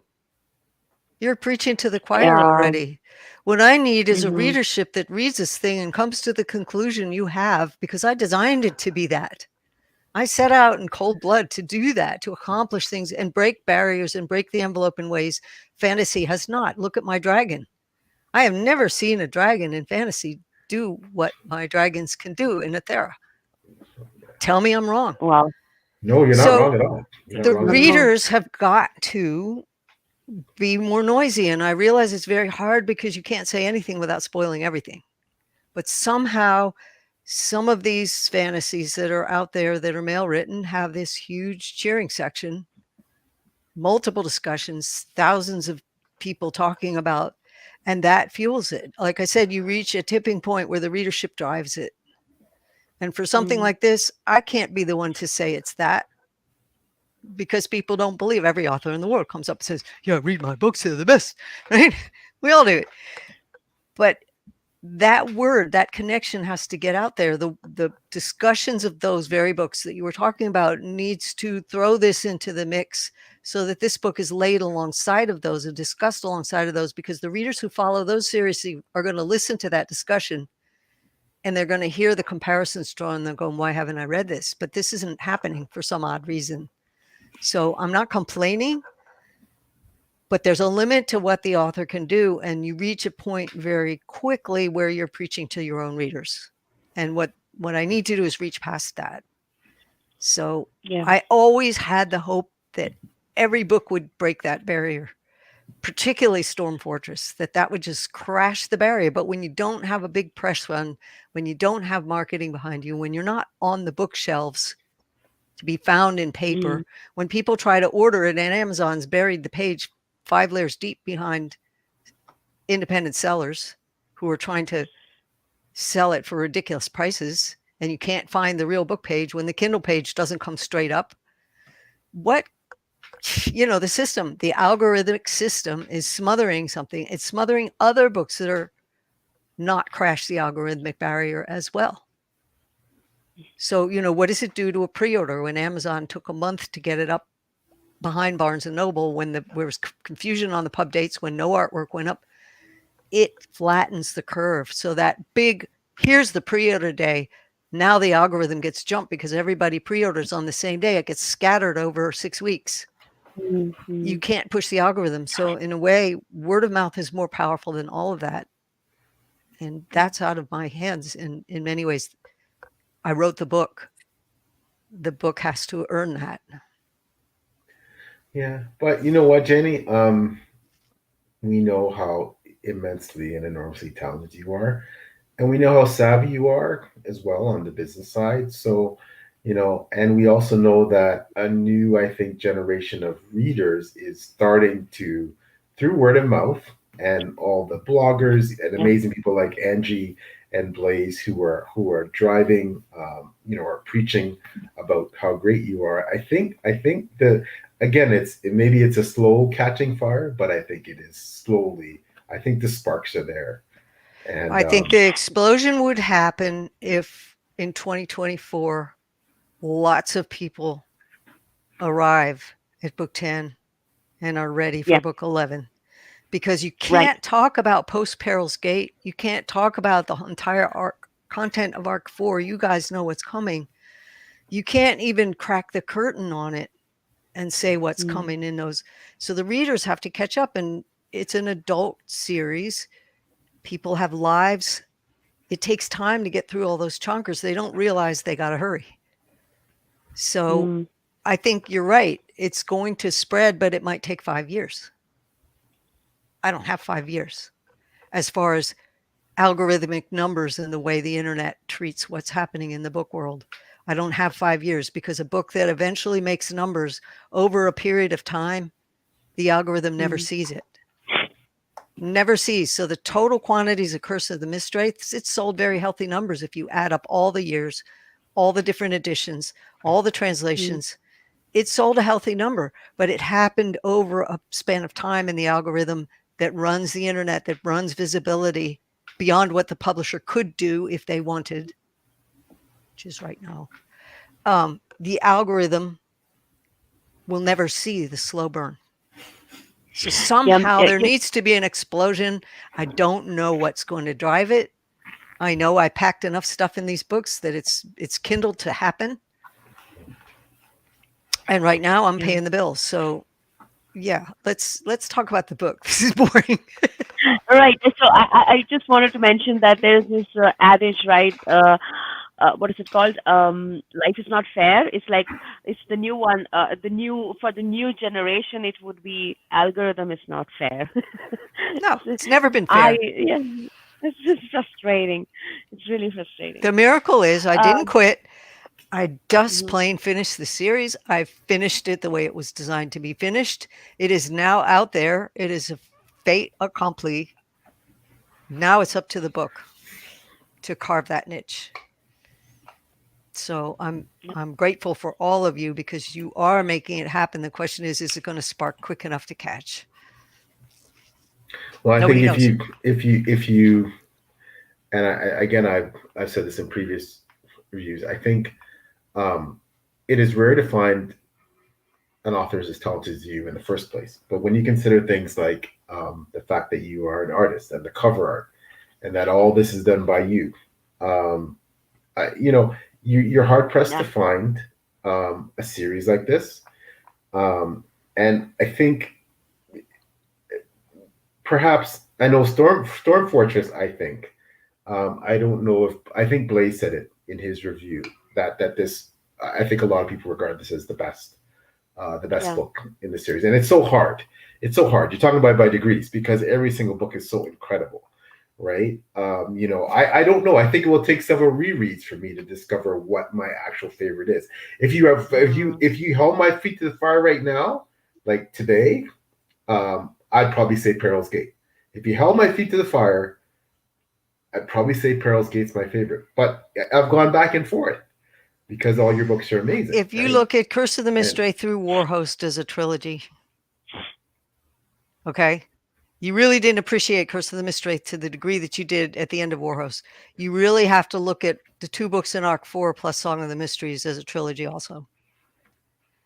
And if that one doesn't kick ass and make the rest of the series change your mind about what's your favorite book all over again, and not just that book, but all of them, I haven't done my job. So I'm sitting here with the duct tape on my mouth. I know Blaise is because he was a beta reader. Cannot say a word because the journey through that book is just going to be astonishing for you. I'm excited. Cannot wait. And I got to Cannot wait wait. a long time. And for my US readers, I got to wait till July 30th. That is really hurting. So what can I do? I've been fighting this war and fighting this war and fighting this war. And I will continue to keep pushing to see what we can get. But at this point, it's like pushing into foam rubber. You know, the corporate mind does not see anything but dollars, does not see anything but current interest, does not see anything but sales figures. And there's nothing I can do about that. I can mail copies to anyone who asks for them. I can mail, short stories out. I can push my publicity department to send the first volume or 3, but I'm getting arguments about, do we have to send more than one? I think you do. I think you really need to read the first trilogy to understand the depth of this series. And that doesn't even scratch it, really. So what's going to change their mind? Numbers, numbers, numbers. The books have all the magic in them I was capable of putting. I did not dumb down the concepts. I did not dumb down the intricacy of the plotting. It's a huge reward that I didn't, but it's a unique thing. And so you can't just go, well, if you like this, you'll like that. It's not automatic. Yeah. I And mean, how do you tell a reader starting at Curse of the Mistwraith, the wallop that comes at the end of Storm Fortress? How can you tell them? No. I'm watching new discussions springing up, and I'm going, I got to really shut up until they finish Peril's Gate, because what occurs between Peril's Gate and Storm Fortress is a massive. But you can't talk about that because that's when a lot of series typically sag. This one doesn't. No, there's been no let up. Sorry, I know Blaise want to get something. I'm going to quickly say there's been zero let up from word one till the end of the series to date, excluding songs, of course, which isn't published. And I just want to say quickly, though, at the same time, like, what an accomplishment, though, Janny. What an accomplishment to be finished now, to finish a series of this proportion, and that is signal. Yeah, I survived. I survived to do it. I survived the course of the business pressure. I survived the course of life pressure, deadlines, family issues, you name it. I survived to get it done. So if anything made me ecstatic, it was that the things I could control, I did. I chose to finish it. Sorry, I'll let Blaise. No, the only thing I wanted to say is my first read through of the series, you pick which ones you like more, and you have your pecking order. Then songs comes, and that wipe everything out in terms of your pecking order, because it changes everything. My first read through, I wasn't as high on this one. Now it's one of my favorites. It's just more perspective, and of course, Janny nails everything with the finale, and you guys are going to see it. And the final thing I wanted to say is, Janny, congrats on the cover reveal for songs. Is absolutely gorgeous. Yes, we didn't talk about it, but I remember seeing it. It was breathtaking. I don't know if we can get it on screen for everyone else to see, but I loved it. And all the colors. Yes. Congratulations, Janny. Yes. Oh, thank you. Well, I can put the commemorative bookmark on. We just finished running that off the press. Oh, yeah. It's beautiful. Wow. Yes. So that's the series commemorative for that volume. So these you can get on my website, and it comes with a signed book plate. And they're laminated, so you can put a coffee cup on them. You can run them through the wash. They'll make it. So that's the closest I can show you the cover, because I don't have a printout of it here. But yeah, I labored pretty hard on that one. And I have to thank you YouTubers, because drawing this icon with that interlaced snake there Mm-hmm. You can see it. Mm-hmm. Yeah. Was a freaking bear. And I probably listened to 30 hours of YouTube, booktubers, while I was recorrecting and recorrecting that drawing to make that graphic look like it does. Wow. It's incredible, Jenny. It's just incredible. Like all your artwork is just phenomenal. Yeah. And I think, for me, I don't even know what I'm going to do when I read that. I don't even know what I'm going to do when I get to read that book because of how I feel about this series. In so many ways, I don't want to read it because that means it's over. Mm. Even if you do, and I'm sure you will go on to publish more books in that world. And part of it is, and because I know, as Blaise said, no one sticks the ending like you.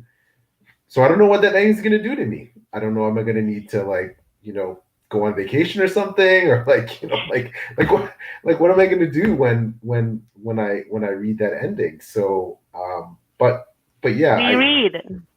yeah, Read. of course, reread. But I think if you ask me right now, of all the things that I love about your series, and I love reading about your series, I go back again to say that this book, like the rest of the book, Storm Fortress, um, no one writes like you, Jenny. No one uses the English language like you do. Oh. I've read writers with great prose, and you're still at the top of the ladder, for me. And I think maybe for some readers, a lot of readers talk about accessibility of prose, but something gets lost, I think, Mm. in uber simplistic prose and uber, Mm. dumbed down.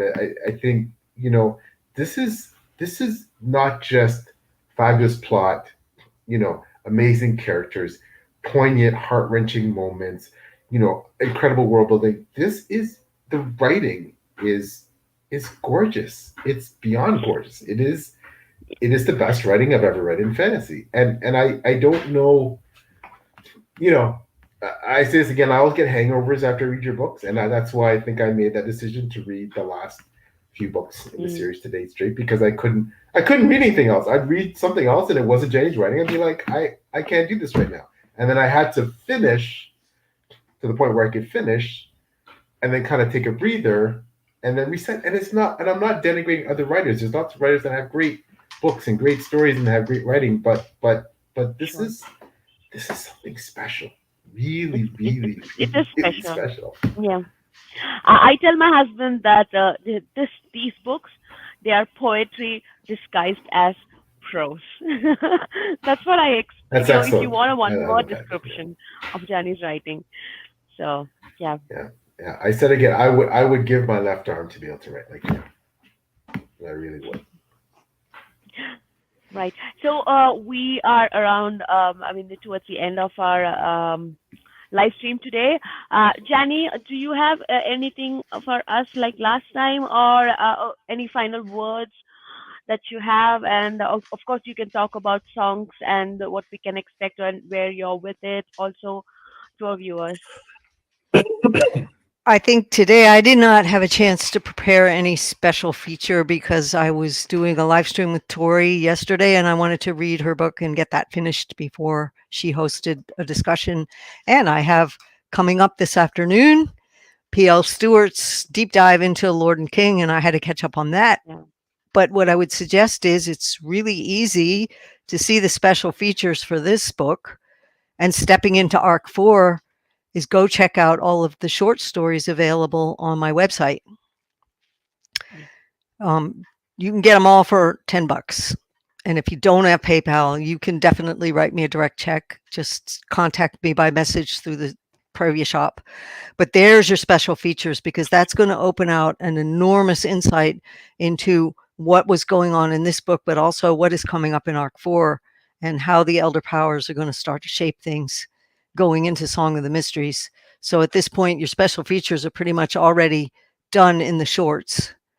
And I can also recommend you look at the frequently asked questions section of my website, because a lot of people had questions about things about this book, and I very freely typed out many expanded explanations of stuff that occurs in the series. And I stopped doing that after Storm Fortress because I noticed that certain unscrupulous people were scraping the internet for all the information on a series, compiling it into a book, selling it, and claiming the money. When all of those things were publicly accessible, they were freely volunteered information in interviews and so forth. And it really ticked me off that they were taking advantage and charging people for something that a quick visit to my website would give them for free. So check out the FAQ. I believe that Brian, who set it up, did divide it by spoilers. So there's warnings for spoilers, but at Storm Fortress, you're pretty safe because I didn't continue answering that stuff publicly through Arc 4 because of that reason, because of unscrupulous people stealing creative effort and taking money from the public that they didn't deserve.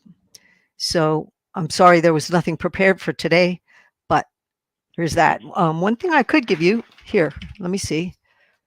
Here we go. Let's see if I've got this. This is what I call a concept sketchbook. This is the pentagonal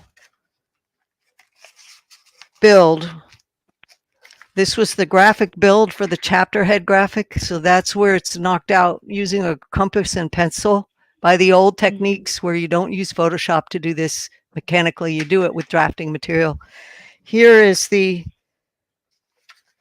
concept pencil drawing of the chapter head graphic for Song of the Mysteries. And that would have been re-rendered in ink and then cleaned up digitally to send to the publisher. But I do it all by hand the old-fashioned way. So it's all based on a pentagram story in 5 arcs. There's a lot of 5s going to come up. And you can have that. And you can also have a preview of the ancient map of the continent of Morover, which sank. So the Westland Sea, this is underneath the Westland Sea. The last bit of it that's left is Korth. So there's a little bit of it still sticking up the Isle of Korth. And this history will be glancingly touched on in Song of the Mysteries, just glancingly. The real stories in that are pre-human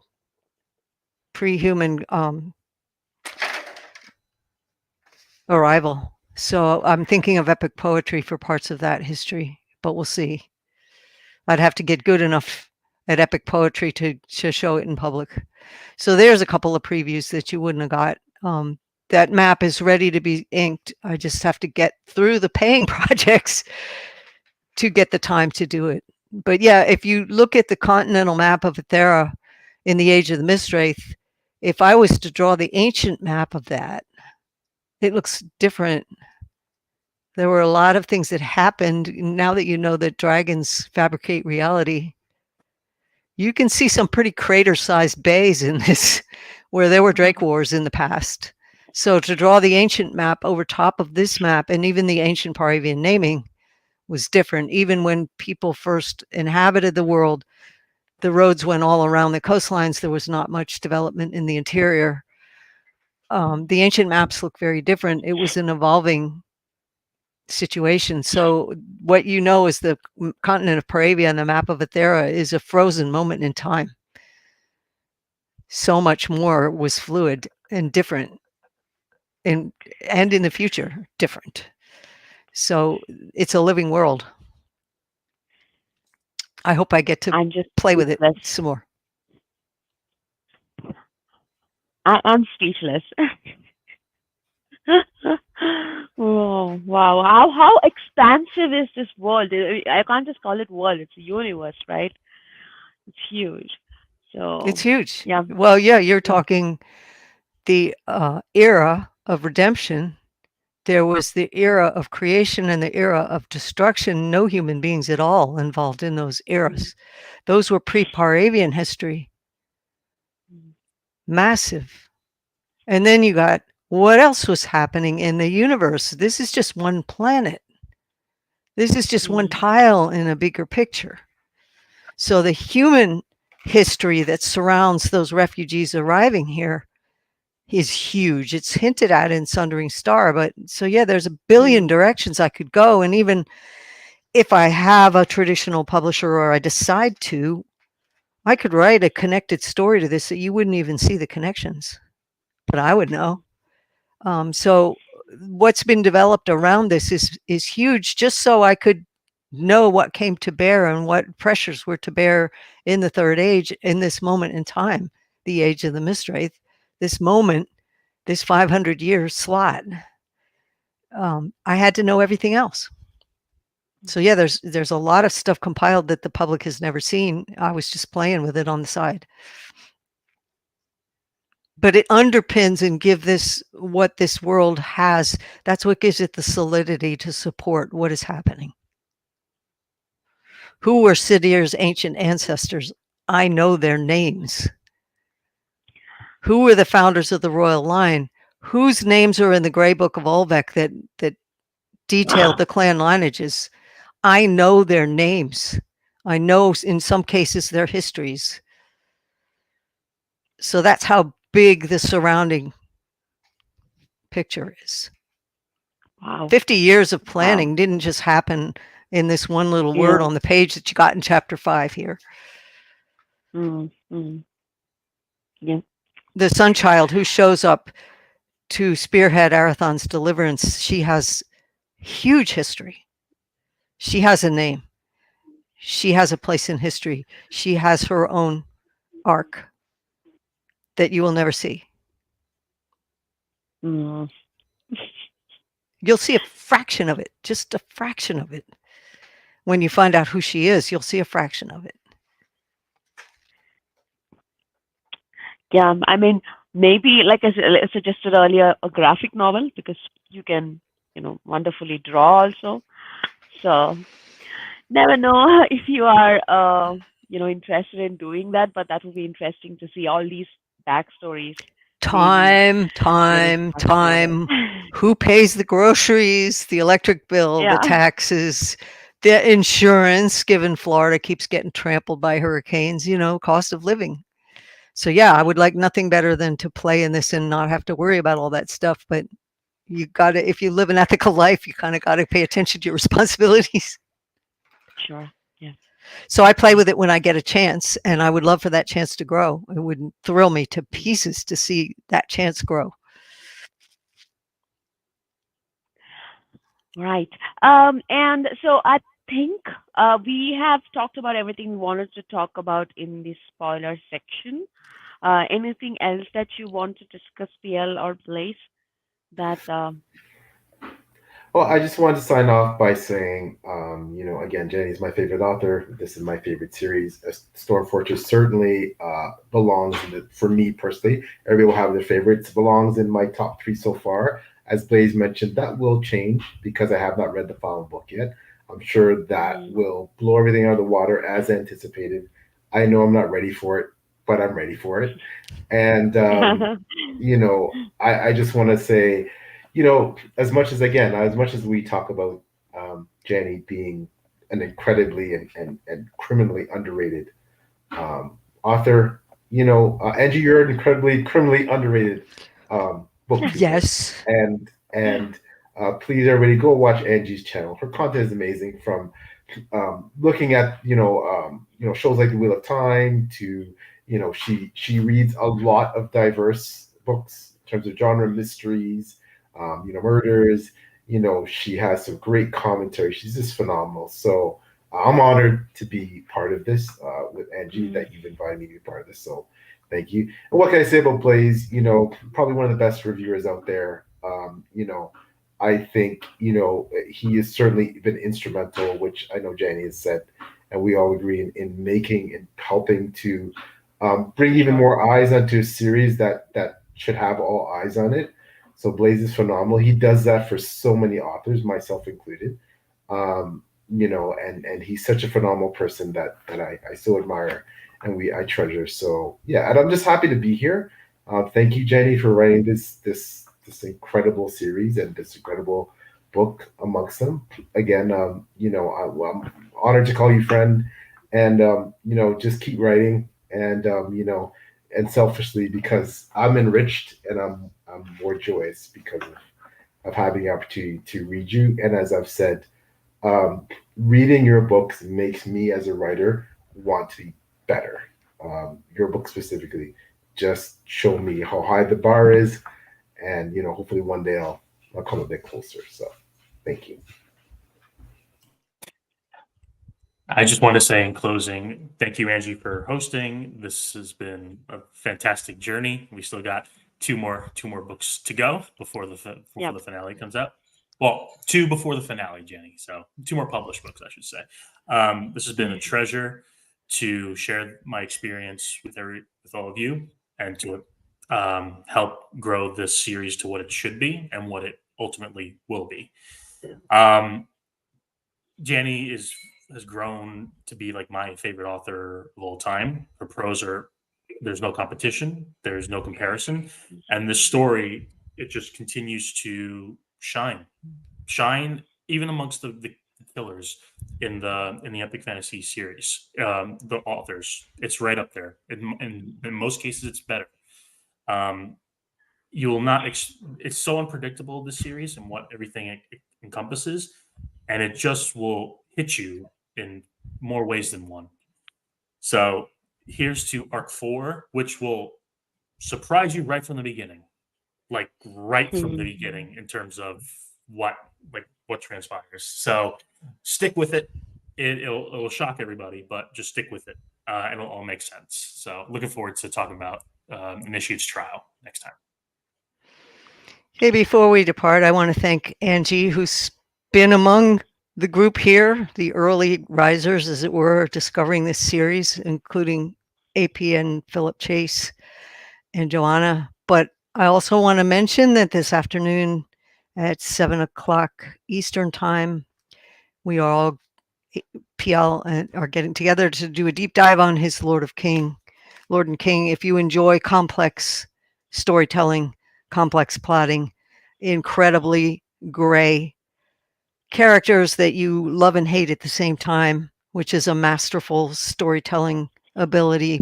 P.L. Stewart is a series, his Drowned Kingdom. You should read it. So I will be back this afternoon or evening, as it may be, to talk about PL's book, and that will be delightful. So it'll be a really good day. So thank you for having us, Angie, and thank you all for being here. It's really heartwarming and encouraging to see you getting out of Storm Fortress what I put in, because it's been such a sleeper. Almost no one has read this book. And I tried really hard to make it a memorable fantasy siege. The amount of books that I called in on interlibrary loan by Federal Express. Back in the days when you couldn't Google stuff, I went to my PhD researchers and said, go into your libraries and get me extracts or get me papers or get me books on sieges. And I would get these boxes. This was back when I had other books paying my income. Come in Federal Express, and I'd have days to go through it all and then get it back out again to make the return dates. So I had books from all over the country's university libraries to back up what went into the siege. So not only the homework and the history and the care put into the world, I also grounded it in real facts the best that I could. I visited shipyards where they were building and repairing wooden ships. I have gone on board when they were doing refurbishments of old hulls that were torn apart because of rot or whatever.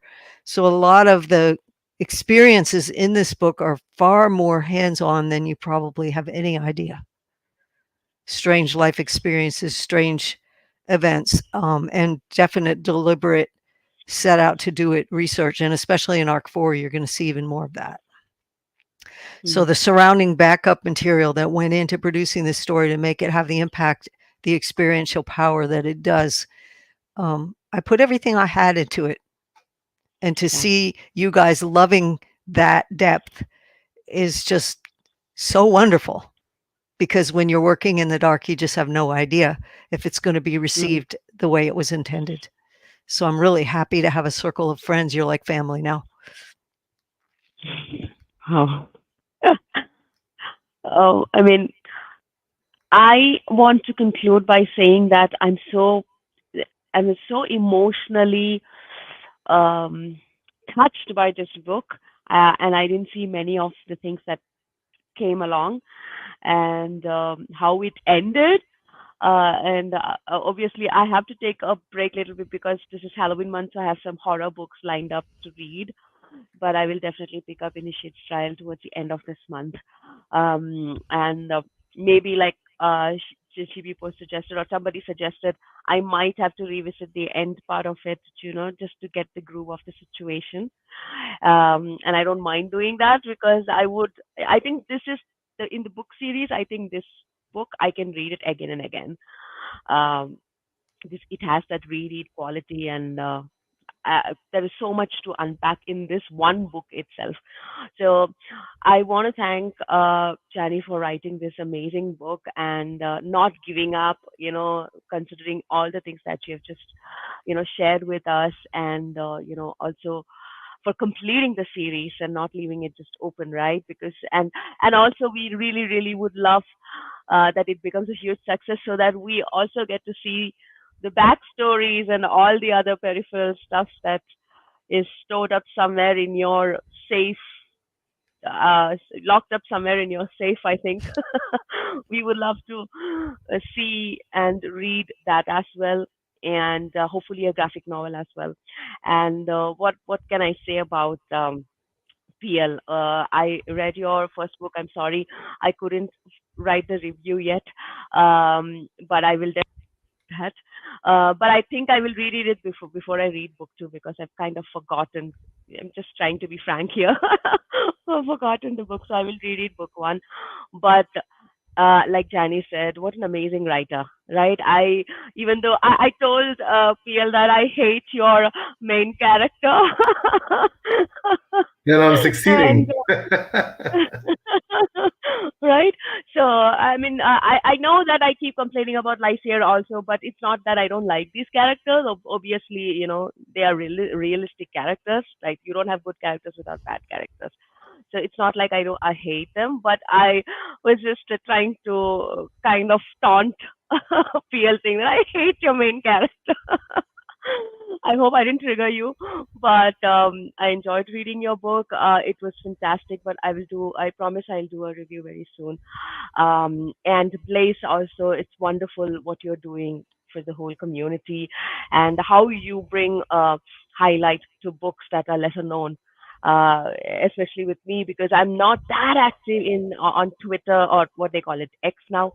So I somehow miss a lot of updates and new books that comes up, and so it really helps to follow Blaze and his Twitter and his blog, right? So Yeah, and Blaze is heroic that way. He does the hero's yeah. job because he is leading without the following.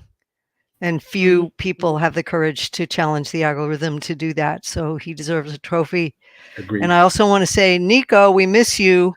Yes. Hoist a beer Yeah. from us if you're on the beach. Hey, and also want to thank all our viewers, especially Chivipo, who is passionate about this book series, and it's always there, always there. Whenever there is any discussion about, this series anywhere He's online, amazing. and always helpful when I post some questions on Discord. Hey, can you help me with this? Help me with that, and immediate response, and without hesitation. So I really want to thank Chivipo. And with that live stream, please watch out for our next live stream where we will discuss Initiate Trial. And it will definitely be, I'm sure it will be fun as this one. So thanks for joining, everybody. See you next time. Bye.